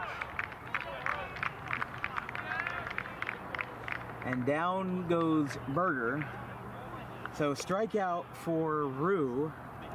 And now with 2 away, Sam Chard will try to keep this inning alive. I gotta say, the opportunities are kind of dwindling away for Woodstown. I mean, there's only 7 innings in a high school baseball game, so you have to think that somewhere down the line there's going to be an opportunity where,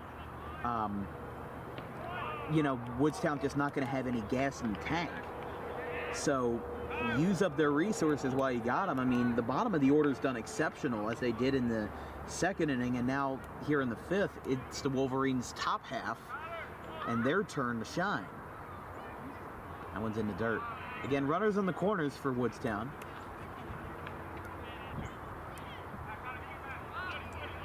Rocco String on first base, Andrew Pedrick on third.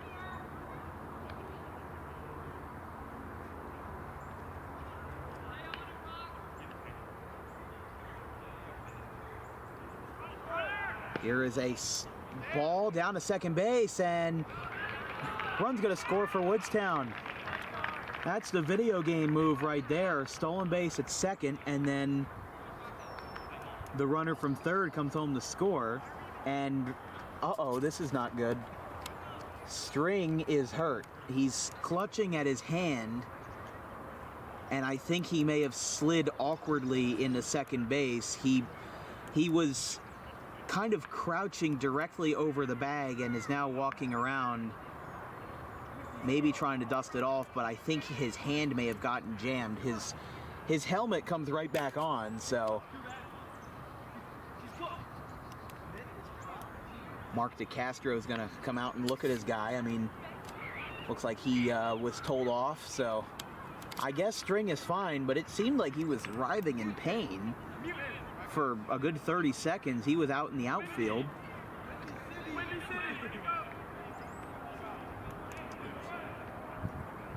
So now here is, so Sam Chard will still be at the plate. It's a 2-1 count with a runner on second and 2 down. 8-6. Woodstown has scored 2 runs in this inning. Or actually, no, they've scored 3. They've scored 3. There's a pop-up out of play, and it's 2-2. If this inning were to continue, then Jack Holliday would be next. Right fielder's getting a lot of love.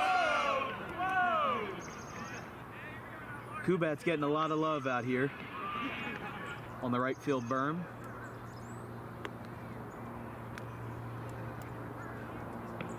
He's inside, 3-2. It is really interesting how this place is set up. It's in the middle of a park, and it reminds me almost of like a more developed Collingswood. I don't know if you've ever been to Knight Park in Collingswood, but you know, it kind of blends into its surroundings.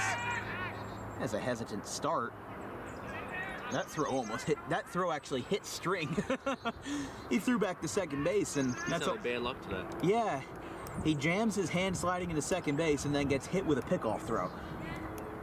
Stephen Piscotti had that happen once when he was in St. Louis. He had a ground ball out to the left side, and then was hit on the throw to first. And there's ball 4. An enthusiastic bat flip on a walk by Sam Chard. So we got a guy on second and third. First and second now for Woodstown. Oh my God, that would be the... And here is, it's like Jack Holliday.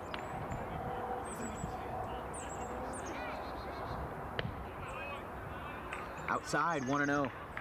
Seems like Pitman just can't get any luck with getting the first pitch strike to fall. They've had to work from behind in the count. It's too many times than I can count.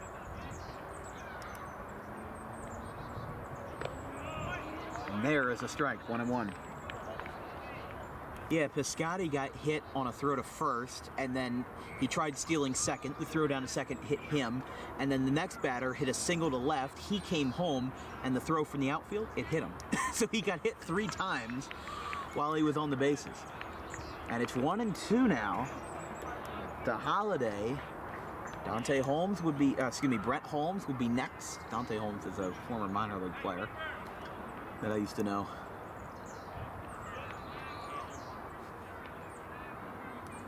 .542 Eastern. Here's the 1-2 rather, and it's fouled back.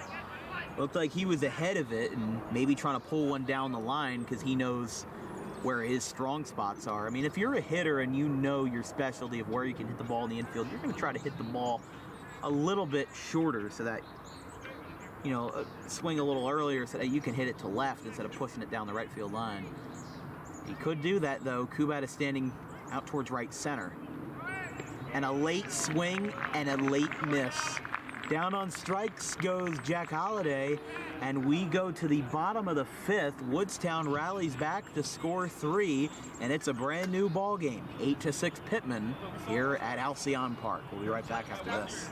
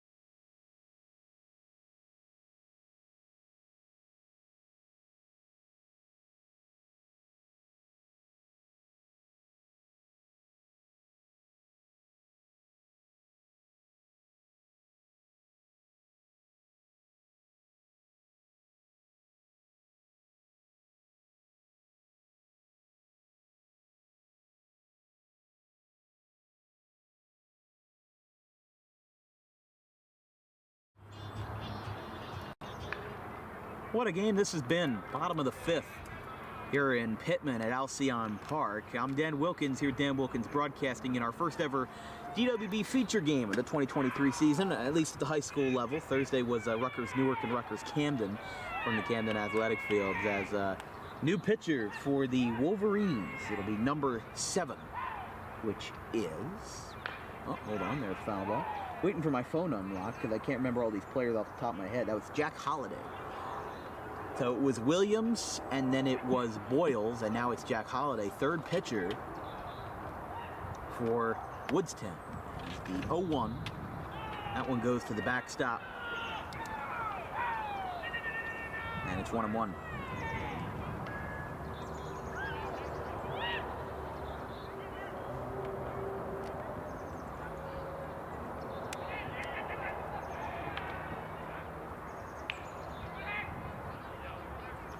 Woodstown brought all 9 men to the plate in the top of the 5th, and 3 scored.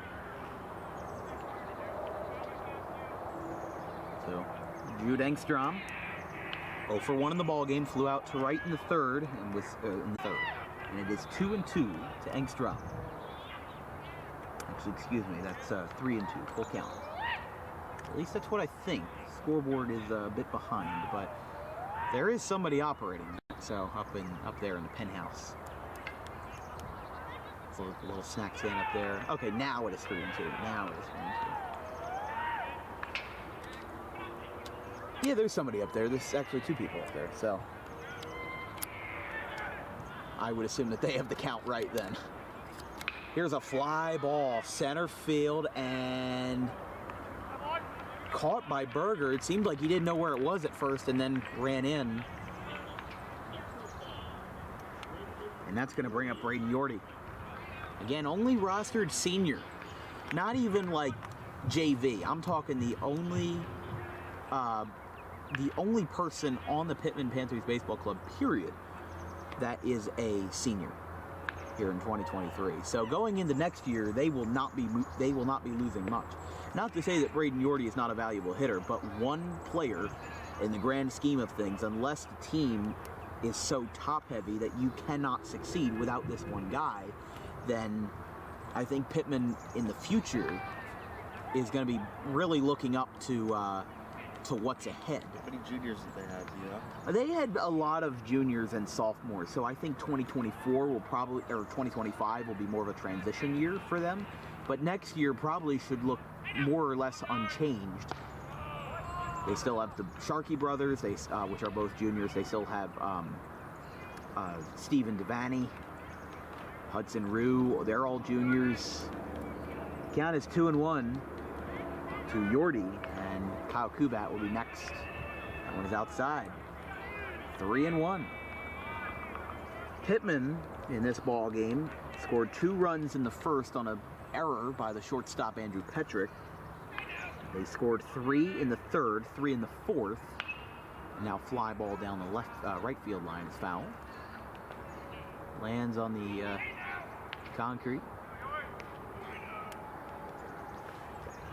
Can't stress this enough. What a beautiful complex. A slight breeze, very slight breeze. Not really affecting the ball game at all. And strike 3. So first strikeout for Holiday, and this brings up Kyle Kubat.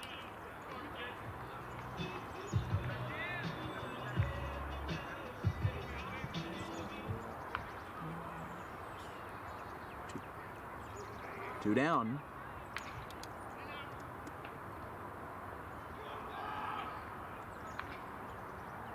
Here's a fly ball foul. I lost that ball in its sights, and I don't know if it's come down. That one went a long way. It either did or it didn't, I'm not sure, but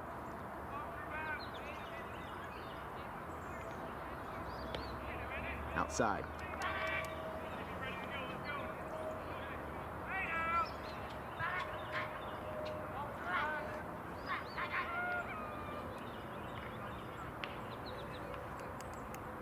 Can you take away the scoreboard real quick? Can you take that away? Yeah. I just want to check something.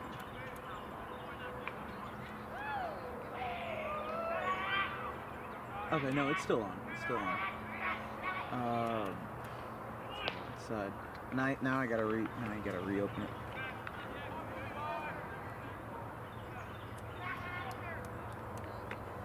Yeah, I didn't mean to close it. Here's a 2-strike pitch foul.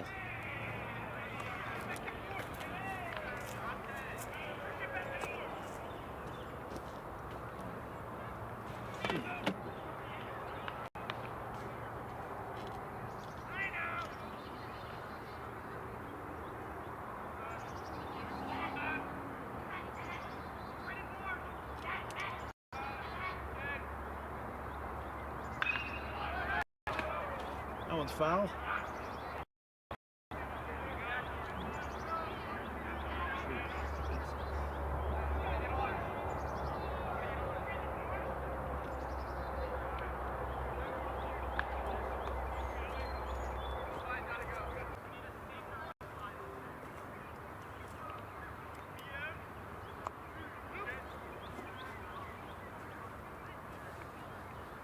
Holiday looking for a 1-2-3 here to shut Pitman down in order for the first time since the second.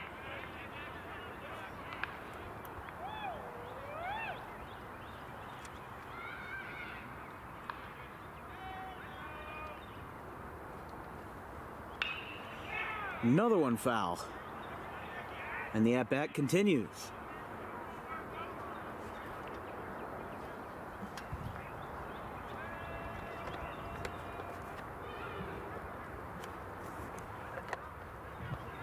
If Woodstown were to win this game, they would improve to 3-0, but they would also have to have a heck of a comeback to do it.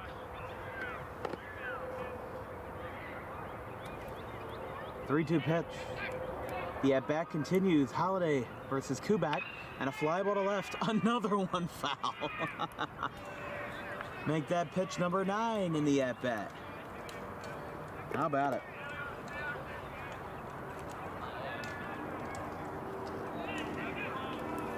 If this inning were to continue, we'd go back to the top with Connor Sharkey and then his brother Braden Sharkey. And here's a grounder foul. The Pitman dugout's loving it. It's a double-digit at-bat, double-digit pitch at-bat. Nothing better. 2 down. And a full count. Holiday continues the battle, and a pop-up to Pedrick. He makes the catch. So the ordeal is over, and Woodstown gets out of it unscathed, but Holiday might need a couple Advil for his right arm after that at-bat.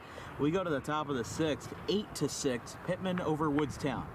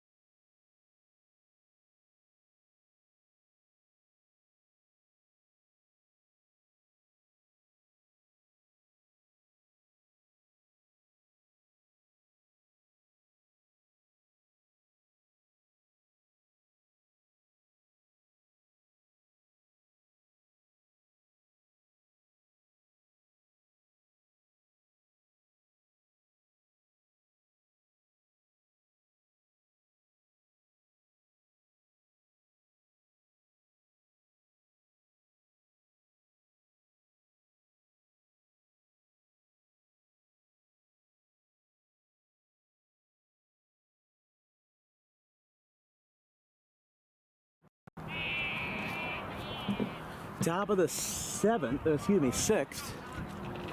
This game was going fast, and as is usual with high school baseball, the first 3 innings fly by, and then the next 4 feel like you're waiting in line at the DMV. First offering, that's a hit by pitch. So how about it? So that will mean that Colbins is aboard. And this is going to bring up, looks like Jack Knorr. Okay, excuse me. Holmes is on first base, and now here's Ty Colbins.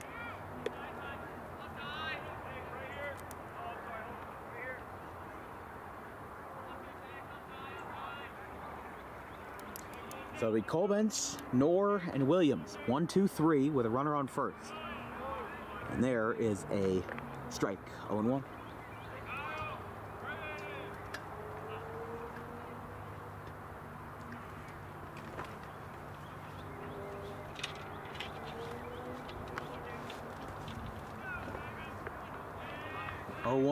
To Koblenz. Outside, looks like more action going to be brewing here in the Woodstown bullpen down the left field line. Looks like 2 pitchers. No, just 1 pitcher, 1 catcher. And 1 man in a batting helmet acting as a bodyguard. Here's a base hit in the center field.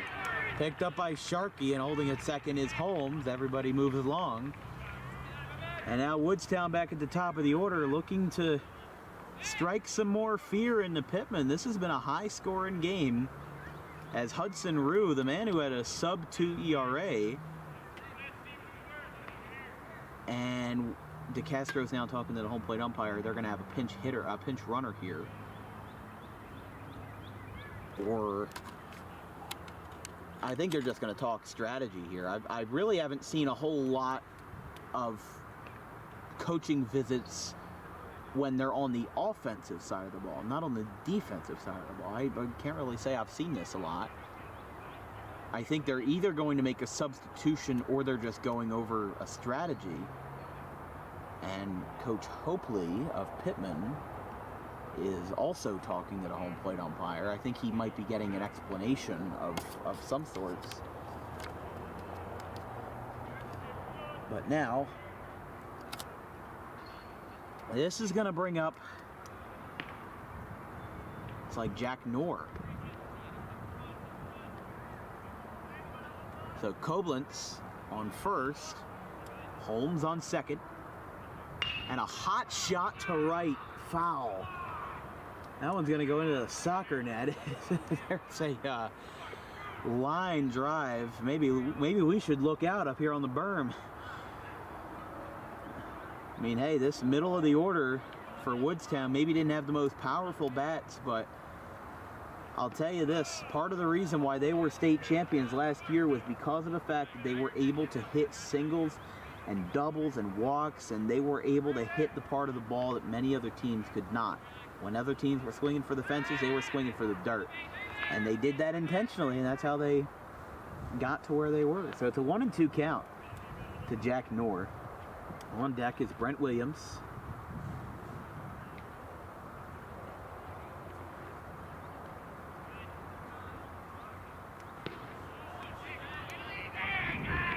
There's a ball, 2-2. Woodstown's threat now looms greater than ever.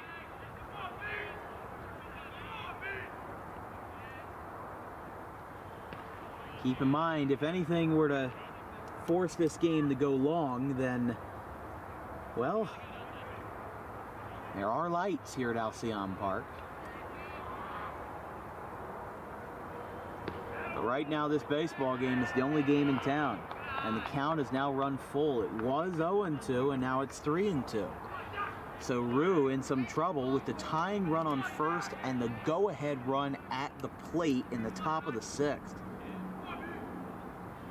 Here's a line drive out towards the right field corner. That one is going to get down, and it's a fair ball. A run will score Holmes, and that's going to go out of play. Now he's going to third, but that should have been out of play.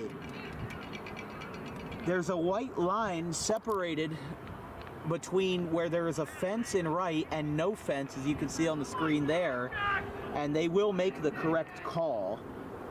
So that is an automatic 2-base advance for both runners. So now runners are on second and third, and the run that scored for Woodstown was Holmes, now making it 8-7. That was a liner into the corner, but that's a risk you play in a spot where the fence doesn't go all the way around. As here's Brent Williams. Same thing exists down in the left field corner. You can see there's a very wide gap between the left field wall and the foul line. So if a ball gets ripped into the corner, then you're kind of out of luck. So they're going to intentionally walk Williams.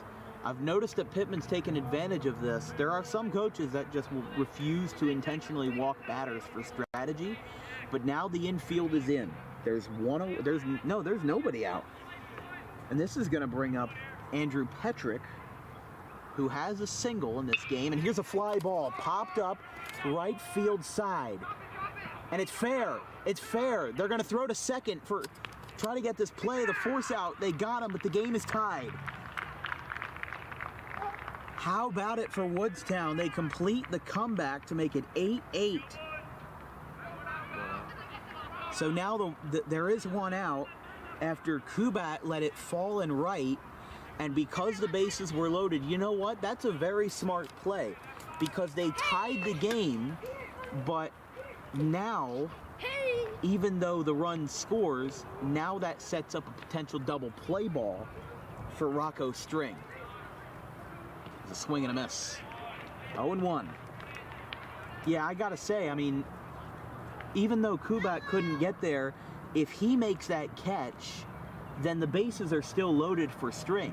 Forcing that force out now means that it's a bit easier of a situation because they know in an 8-8 game, by the way, the count is 1-1 to String. They know in this situation that they can get away with, you know, having that advantage, and they can try to take the sixth. Here's a swing and a miss, going down to second. Getting in there with ease is Petrick. So now runners are on second and third.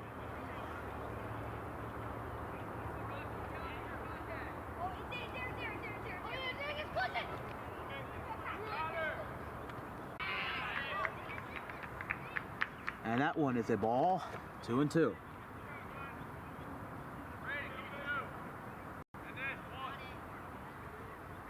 So Woodstown has scored 2 here in the 6th. And a line drive to left. It's gonna go over the head of Sharkey. He drops the ball. He bobbled it a little bit, but a valiant effort. Woodstown takes the lead. A second run's gonna score, and it's 10-8. Woodstown continues the onslaught on a 2-run double over the head of Braden Sharkey off the bat of Rocco String. And that now makes it a 10-8 ball game. How about it? It looked like Sharkey was running his tail off to get there. I mean, my goodness. It was 8-3, correct? It was 8-3. Pitman had full control of this game. And the first pitch is foul.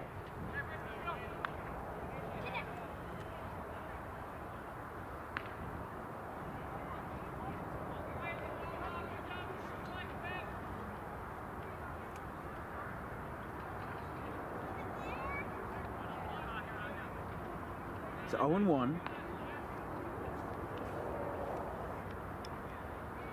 Here's a line drive to right. And that's going to fall. And Sharkey bobbles it. But nobody will move as the Little Leaguers in the center field shot are asking for the score. And I'll tell them right now, it is 10-8. Woodstown over Pitman, although Pitman, like I said, at one point had full control over this game. They were up by 5, and it looked like for Jude Engstrom, he had controlled his destiny. But now, there are runners on first and second, and I would presume one out. So here is now Sam Chard after the single by Rich Berger. He's going to bunt, but it's foul.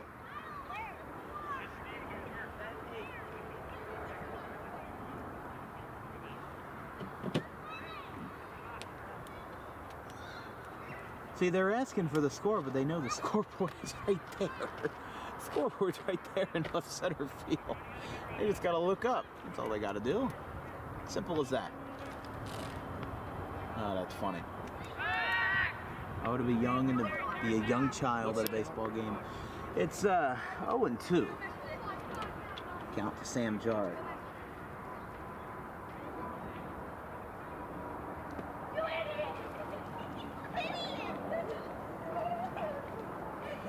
The Little Leaguers disperse. It's 0-2. Ball 1-2.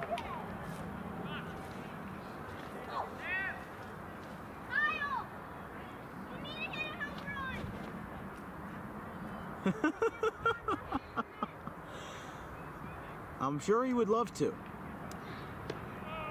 As there is a strike. I thought that was strike 3, but it's, I guess, still 1-2. Yeah, sometimes even they don't get the count right, but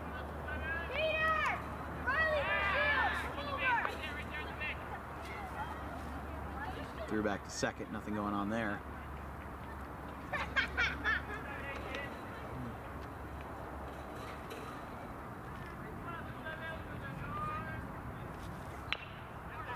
Ground ball, tagging the bag and making the play is Engstrom at first base. And that kept the runners on second and third. I didn't even realize. I thought that would have brought a run home, but no. So runners are still on second and third. Now with 2 outs.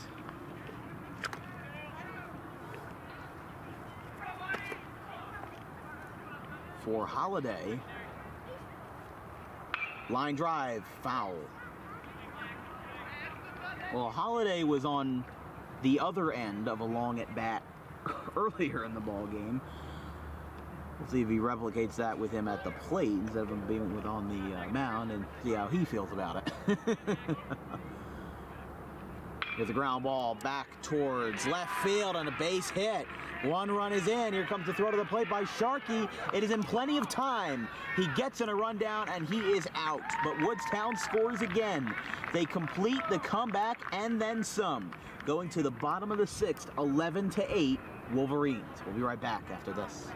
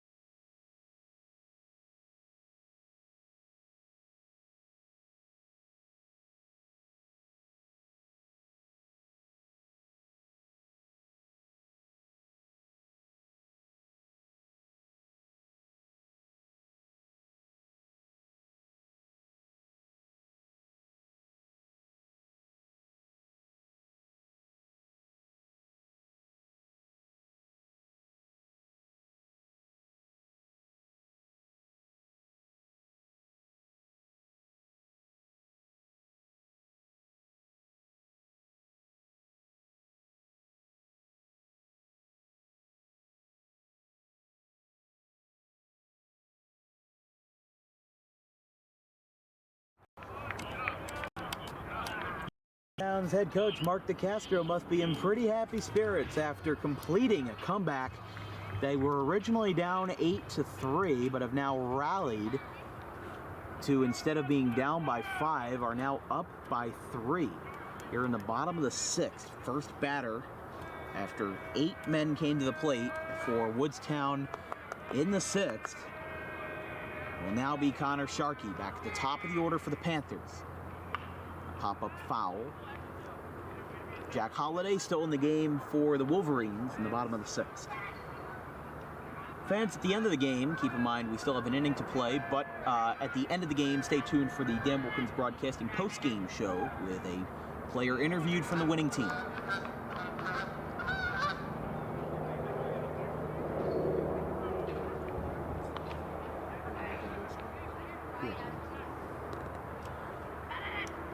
It looked like Pitman was going to win, and then it looked like Woodstown was going to win, and then it looked like Pitman was going to win again, and now it looks like Woodstown's going to win again. This game just has no track of where it's going. But it's 2-1 to Sharkey. His brother Braden on deck. Tapper, that one's going to be a fair ball. Nope, foul. 2-2. If that was a fair ball, then that would have been an easy out, because then Sharkey didn't start running until the ball was past a pitcher's mound down the third base line. And that would have been a more of a mental error, if anything. Because in baseball, if you think, as soon as you know that you've hit the ball, you got to start running. Comes the throw down to first in time. 4-3 put out, and Connor Sharkey is retired. This brings up Braden Sharkey.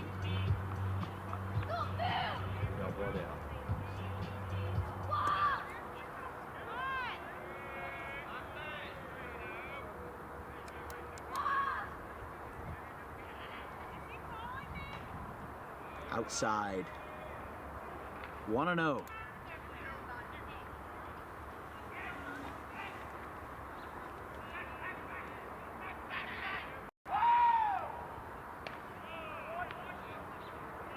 And there's a strike.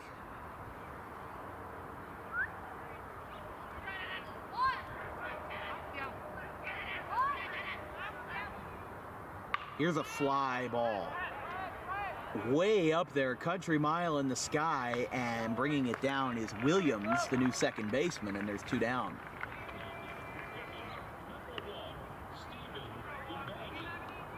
Here's Stephen Devaney. Love the public address announcer here in Pitman. Does as good of a job, if not better than I can. Which is why I stick to play-by-play. I know it's not that audible on the microphones, but he's doing an amazing job. Devaney's got to duck away for that one. It's 1-0. 2 down on 2 quick pop-ups, or a pop-up and a ground out, excuse me, in the bottom of the 6th. Pitman, after having all 4 wheels on the bus, they've now seemed to all gotten flat and falling off. They blew a 5-run lead and then some, considering that they're now down by 3, an 8-run turnover. In what was an 8-3 game not too long ago, Woodstown is now rallied as the reigning Group 1 champs of the state of New Jersey to make it a 11-8 ball game. Devaney, ground ball, hot shot, diving stop. Petrick can't get there, and it's into center field, a base hit by Devaney. So now some 2-out magic, possibly in order here for the Panthers.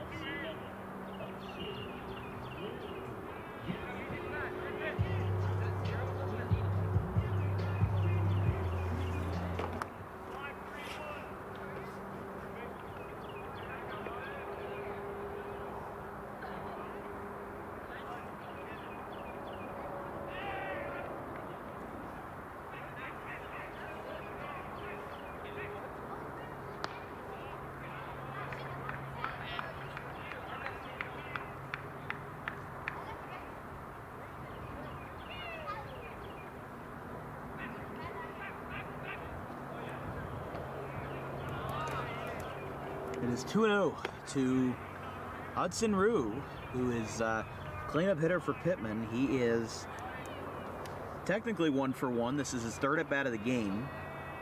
Or no, excuse me. He's 1 for 2. He had a single E7 in the 4th, a strikeout in the 3rd, and a walk that he came around the score on in the 1st, thanks to the error by Petrick. 3-0. Devaney maybe looking to get a bit of a head start here, move himself in the scoring position for Sharrow. And that's an easy free pass to first base for Rue. Pitman is not dead yet. They still got 4 more outs to play with.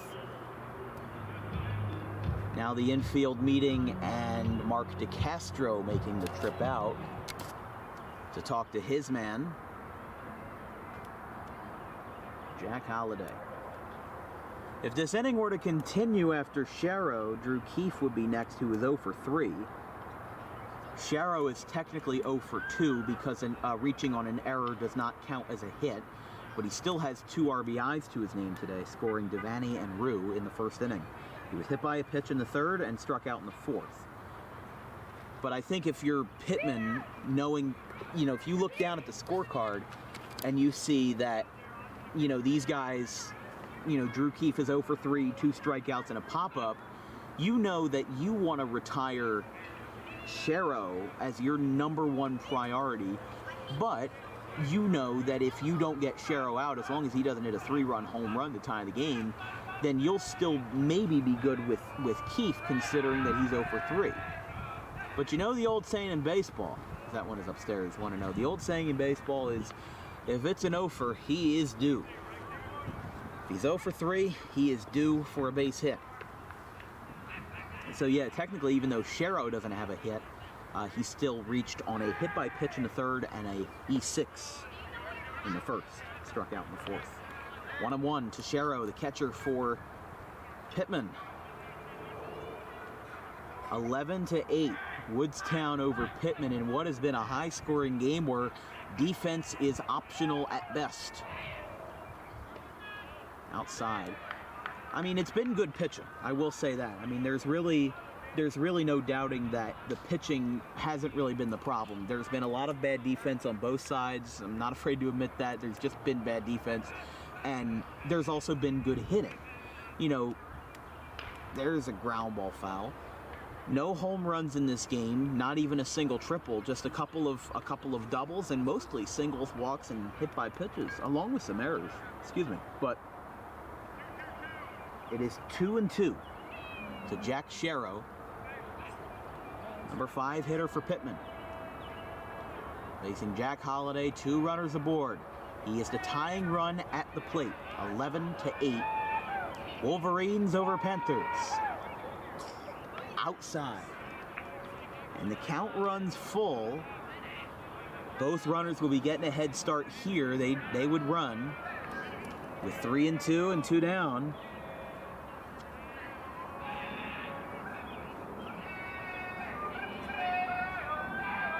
Pitman's dugout. Forcing Holliday to disengage, step off the rubber. He'll get back on. He looks down his catcher, Koblenz. Gets the sign. Looks back at second base. And now he's going to step off and throw down. Or he held onto the baseball, but still. That's how much of an effect the dugout can have. It made him step off, and he forced the throw down to second base. Ball 4. And a walk for Sherrow. And the teasing works just a little bit, and the bases are loaded for Keith.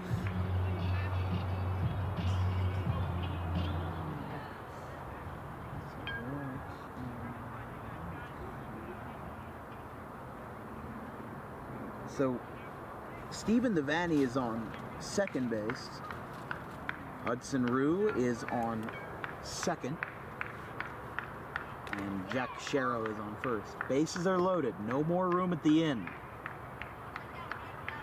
This is the go-ahead run at the plate if he were to go over the 3-10 sign and left and for a homer. But to my knowledge, Keith does not have any home runs this season. So 1-0. It's 1-0 to Keith. To the 16 that are watching right now here on DWB, you tuned in at the perfect, and I mean perfect time. 2-0. It is 1-1, excuse me.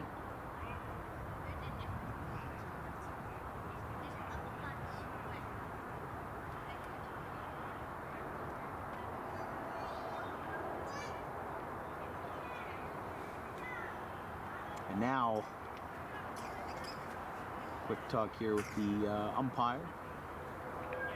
And John Hopely looking to get a bit of clarification here. Sherrow. Yeah, I didn't think that was a strike. Yeah, no, it was 1-1. Well, the head coach wouldn't come out to home plate to argue strike one. They are going to have a pinch runner at first for Sherrow because he's the catcher, and in high school you're allowed to have a substitute runner that is temporary on the base paths with 2 outs because it takes so long for the catchers to put on their equipment that they need extra time, and therefore you can have a pinch runner. Ball 2. 2-1 to Keith, who again is 0 for 3. 2 strikeouts and a pop-up in the second, third, and fourth innings. And it's 3-1. You'd imagine with Holliday being a little tired and no action in the Woodstown bullpen, you would have to imagine that Keefe's best bet is to not lift his bat off his shoulders. If he can try to work a walk, you gotta run home for Jude Engstrom and try to keep the ball moving.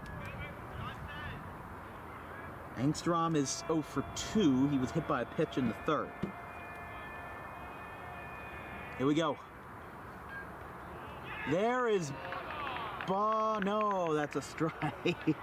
So, and it is a 3-2. full count. Oh boy. I thought that was. Yeah, it was a little outside, but here we go. Pitman's dugout, as loud as they can be. Bases loaded. The 3-2 is a swing and a ground ball foul down towards the Woodstown dugout. Oh my goodness, are you kidding me? Could I picked a better game for my start. For your production debut and also for our first DWB feature game, we've picked some humdingers today. 11-8, Woodstown up by 3. Pitman with bases loaded. Ball 4 and a run scores. It's 11-9. So everybody moves up 90 feet, and Drew Keefe plays the best strategy that he possibly could. And it's 11-9. So now DeCastro will have to take out Holiday here. After 2 mound visits, he'll take the ball from him. And I believe he'll be situated somewhere else. I believe this now means that Holmes will be the new pitcher. That would be Dante Holmes. So he will throw. I believe that's the case because now the new right fielder is number 27, which that would be Sam Chard. So Sam Chard will move from third base to right field, and Dante Holmes will move from right field to the mound. Bases loaded for Pitman. Never a better time for a comeback than in the bottom of the 6th. It's 11-9. We'll be right back after this pitching change here in Pitman.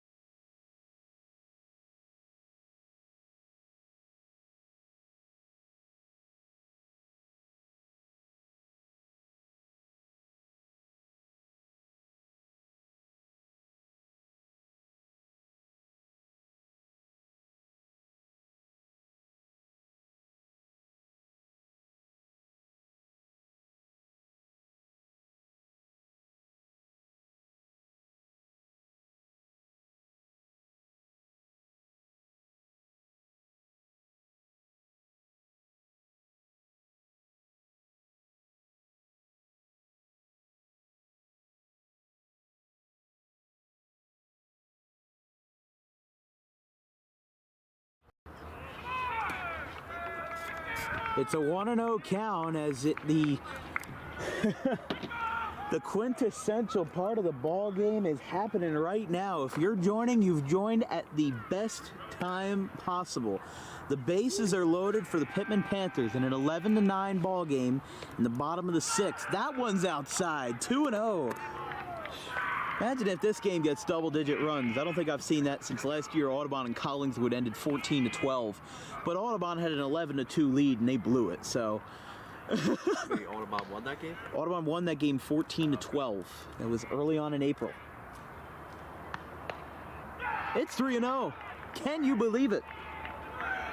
For Jude Engstrom, This is amazing. This is incredible. Both teams are just... Because I'm here. Both teams are crumbling. Just... Oh my goodness. Pitman does have Steven Devaney warming up in the bullpen down the right field line, and that's called a strike. Engstrom got started a little too early there. It's 3-1.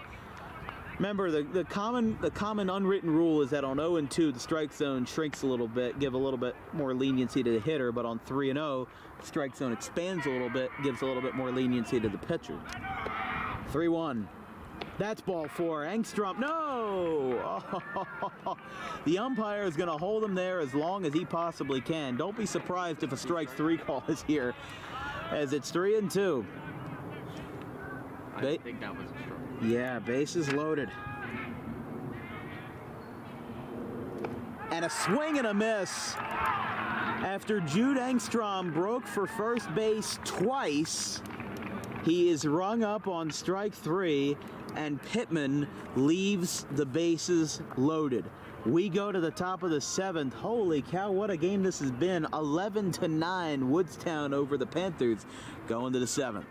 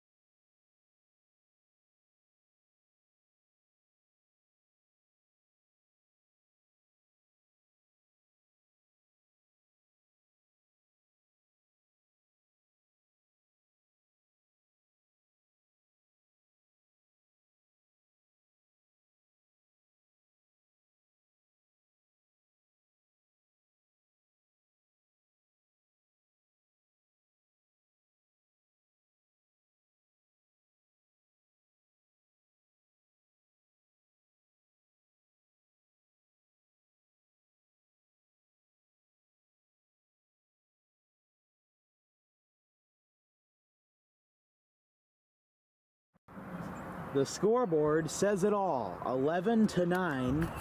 Woodstown leads the Pitman Panthers, and my goodness, has this been... This has been the best possible game that we could have chosen for the first DWB feature game of this high school season.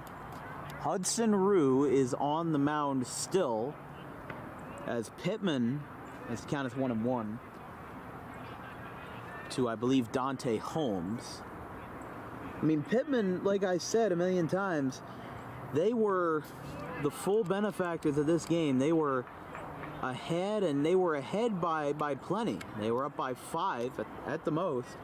8-3 they were up. And the scoreboard now shows that, well, things are a lot different. Holmes strikes out, and this brings up Colbins.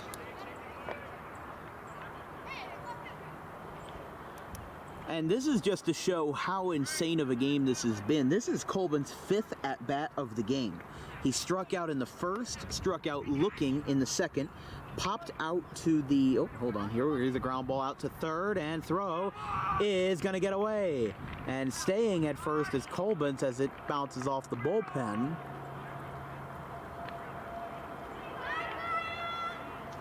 And now this is going to bring up Jack Knorr. Holy goodness, that's going to be a single, that's going to be an E, probably E5. So here is Knorr. So yeah, that was his 5th at-bat of the game. 2 strikeouts, a pop-out, a single, and a reach on an error. Rue upstairs, 1-0. It'll be Knorr and then Brian Williams. It's really a shame there's no media here for what would have been a penultimate game of the year. But hey, what about me? I mean, yeah. Yeah. But you're also working on my behalf as a producer. I guess you're live tweeting the game too, huh? Yeah. Yeah, I forgot about that. Forgot that you're doing that. 21 to Noor. Here's a fly ball, about a mile high, and it's foul. Everyone frolicking, having wonderful time as the trees are getting their leaves for the first time in 2023 calendar year. The runner's breaking for second. Ground ball, and they're going to get the first out here. Nice play by Ambrosius to get to that one quickly, and there's 2 down. Moving up to second is Colbins, and Noor is retired on a 4-3. So Colbins on second, and this brings up Brent Williams, excuse me. I think Brian Williams is like the ABC World News Tonight anchor or something like that. Oh, goodness. Did he get fired? Was that? He got fired, did he? Like years ago? Oh, I don't know. I have no idea. Here's the first pitch to Brent Williams with a fly ball, shallow right. Ambrosius dropped the ball. Coming home to score is Colbins. It's 12-9. How about it for Woodstown? Bad defense aplenty. It'll be an E4 on Ambrosius. And it is 12-9, back up to a 3-run lead for the Wolverines. And this is going to bring up Andrew Petrick again in his third at-bat of the game. Where we got a guy on what base? So now the only runner that stands is the runner on first, and that will be Williams. Colbins came around to score on the E4 by Ambrosius. Runner's breaking. Here comes the throw down to second, and it is not in time. Nobody knew where the ball was, and it's got to be picked up again by Ambrosius.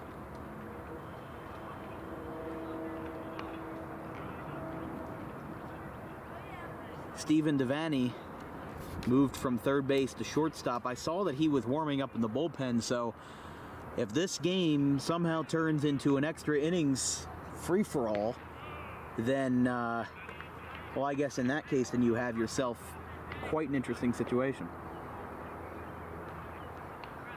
And that would probably have him pitch the 8th.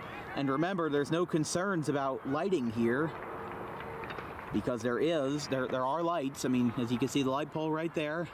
Oh, the camera went out of focus. Yeah, there they are. All around. One's down there, over there, all the way up there. So we will not have to worry about darkness being a factor. If you remember the West Deptford and Audubon game, if you're a Green Wave fan, by the way, count is 3-1 to Petrick. So runner on second, 3-1 count to Petrick.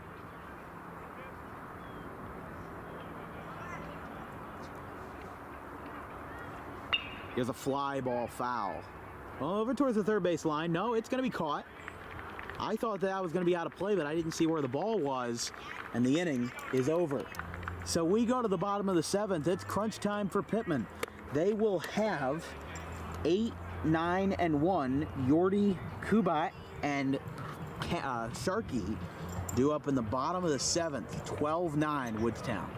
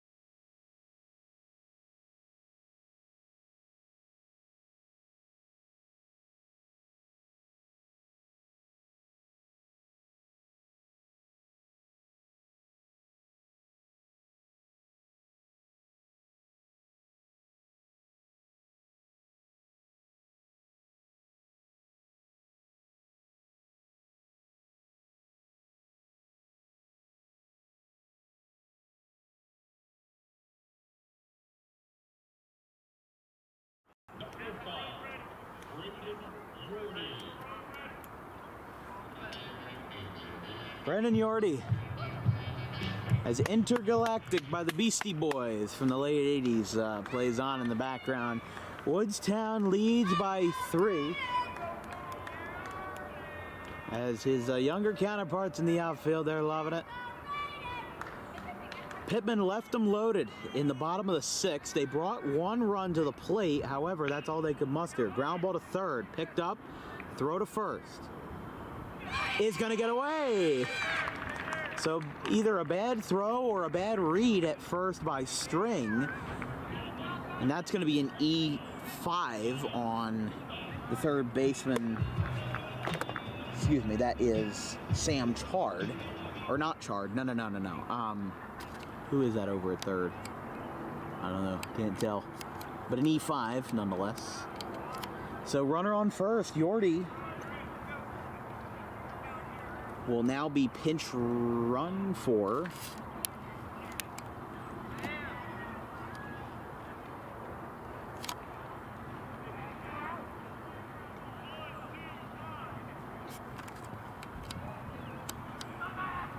so new runner over at first for Pitman.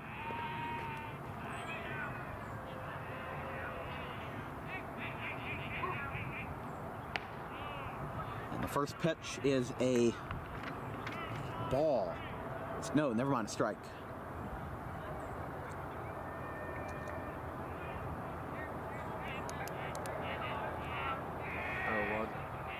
Oh, 0-1 to Kubat. He's having his 4th at-bat of the game. He was the first batter of the 3rd inning, but still, it just goes to show how high-scoring of a game this is when you have yourself a situation like this where, like, guys in Woodstown's order, like when Sharkey comes up to the plate, he'll have his 5th at-bat, fly ball right center field. It is caught in center by Berger. Nice read on that ball coming to his left, and there is 1 down. Connor Sharkey at the dish. Pitman down to their last 2 outs. So their final 2. It'll be Sharkey, Connor Sharkey, and then his brother Braden. Braden Yorty on first. Back to the top of the order for Pitman. And now, hold on, he got a late start. And he's out. I don't know what he was doing. He should have just held up. Oh my goodness. A huge mistake by Pitman, and that is starting to put the final nail in the coffin for the Panthers this afternoon. As, oh my goodness, that was a terrible mistake by Sharkey. I mean, he saw that the ball wasn't too far in front of him. By the way, the count is 1-0 to, or excuse me, that pinch runner at first. So Sharkey's at the dish. And a pop up to first. This could do it. And it will be out of play. 1-1. Yeah, that pinch runner at first, he started and then stopped. But then by the time he got started, the catcher, Colbin's, already had the ball. So that's why he was out. I mean, he was beaten to the bag by several steps. And now a silent crowd at Pitman watches a ground ball to short, throw across the diamond, and the reigning Group 1 champs remain undefeated in 2023. In a chaotic game, to say the least, a 12-9 victory for the Wolverines after they came back from a 5-run deficit late in this game and came back to win with authority by 3 runs. 12-9, the final here from Alcyon Park in Pitman. We'll be back in just a couple of minutes with the post-game show here on DWB, the game-winning interview, and our final wrap-ups. We'll be back in just a couple as the Wolverines and Panthers shake hands. We'll be right back. So don't hit break. Yeah.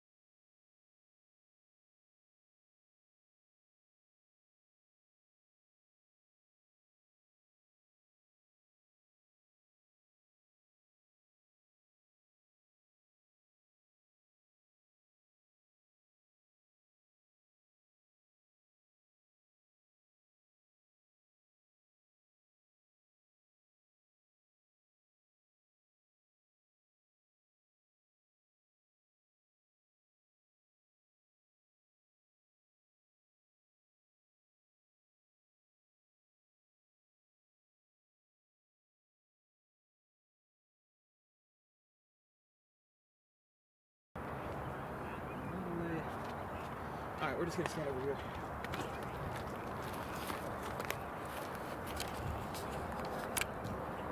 Let's point it down. Ladies and gentlemen, boys and girls, the final here from Alcyon Park is Woodstown 12 and Pitman 9. We have our player of the game, Andrew Pedrick, who went 2 for 5 and had a pretty darn good performance in the field today. For you guys being the reigning Group 1 champions, now 4-0 start, how'd you guys feel about today?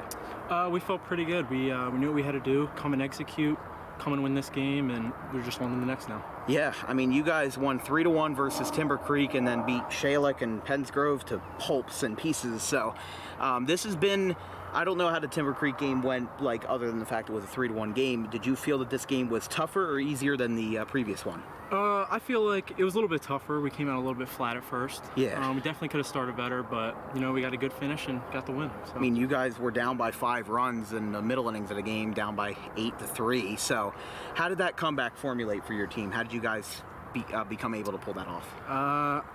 I just really think it starts with our lineup. We got a bunch of gritty guys. They get on base, get over, we get the hits, get them in. That's all we try to do. Yeah, and it's also important that you guys, like for Audubon, since I do the games for them usually, it's important that you guys have good team chemistry so that, you know, if everybody hates each other's guts, then like you can't do good because nobody's going to bounce off of each other.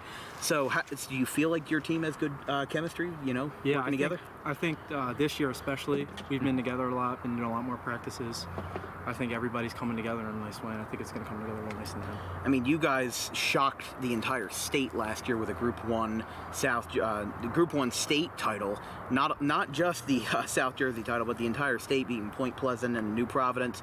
How do you guys feel after being the 8 seed last year, now having your name, having your team's name out there, now that you're on the top of the world? How do you guys feel that you guys are going to bounce back this year compared to last year? I just think that what happened last year, I think we could definitely do it again. Oh, I think agree. It could be a big year. I think it'd be a better year than last year with record-wise. Mm-hmm. And like I said before, all these guys on the team, they're gritty. They get after it every day, and we just come out here to win. One more question for you, Andrew. Good game for you today. Ground rule double, helping that lead in the top of the 6th with a huge comeback. Now that you're off to a 4-0 start, how do you guys feel going forward? We feel great. We're ready. We're ready for Pennsville. We're going to come after, get after it in these next games. Well, thank you, Andrew. Appreciate Player it. of the game here on Dan Wilkins Broadcasting, the post-game show. Thank you. You can go catch that bus now. So our player of the game, Andrew Pedrick, and we will see you all on Tuesday for West Deptford and Audubon from the Hank Greenberg Field. Wednesday will be Audubon and Delran from the Delran Complex for softball at 10 a.m. Thursday will be Audubon and Heights at 3:45. Friday is open, although Paulsboro and Pitman, maybe. I'll have to check my schedule. And then Saturday and Sunday are the Ralph Shaw tournament games. So from everybody here at Dan Wilkins Broadcasting, my producer Brian Tortella, our graphics design crew, Caleb Lane and Gavin Van Rell, and I'm Dan Wilkins. We'll see you all Tuesday versus West Deptford. Peace out.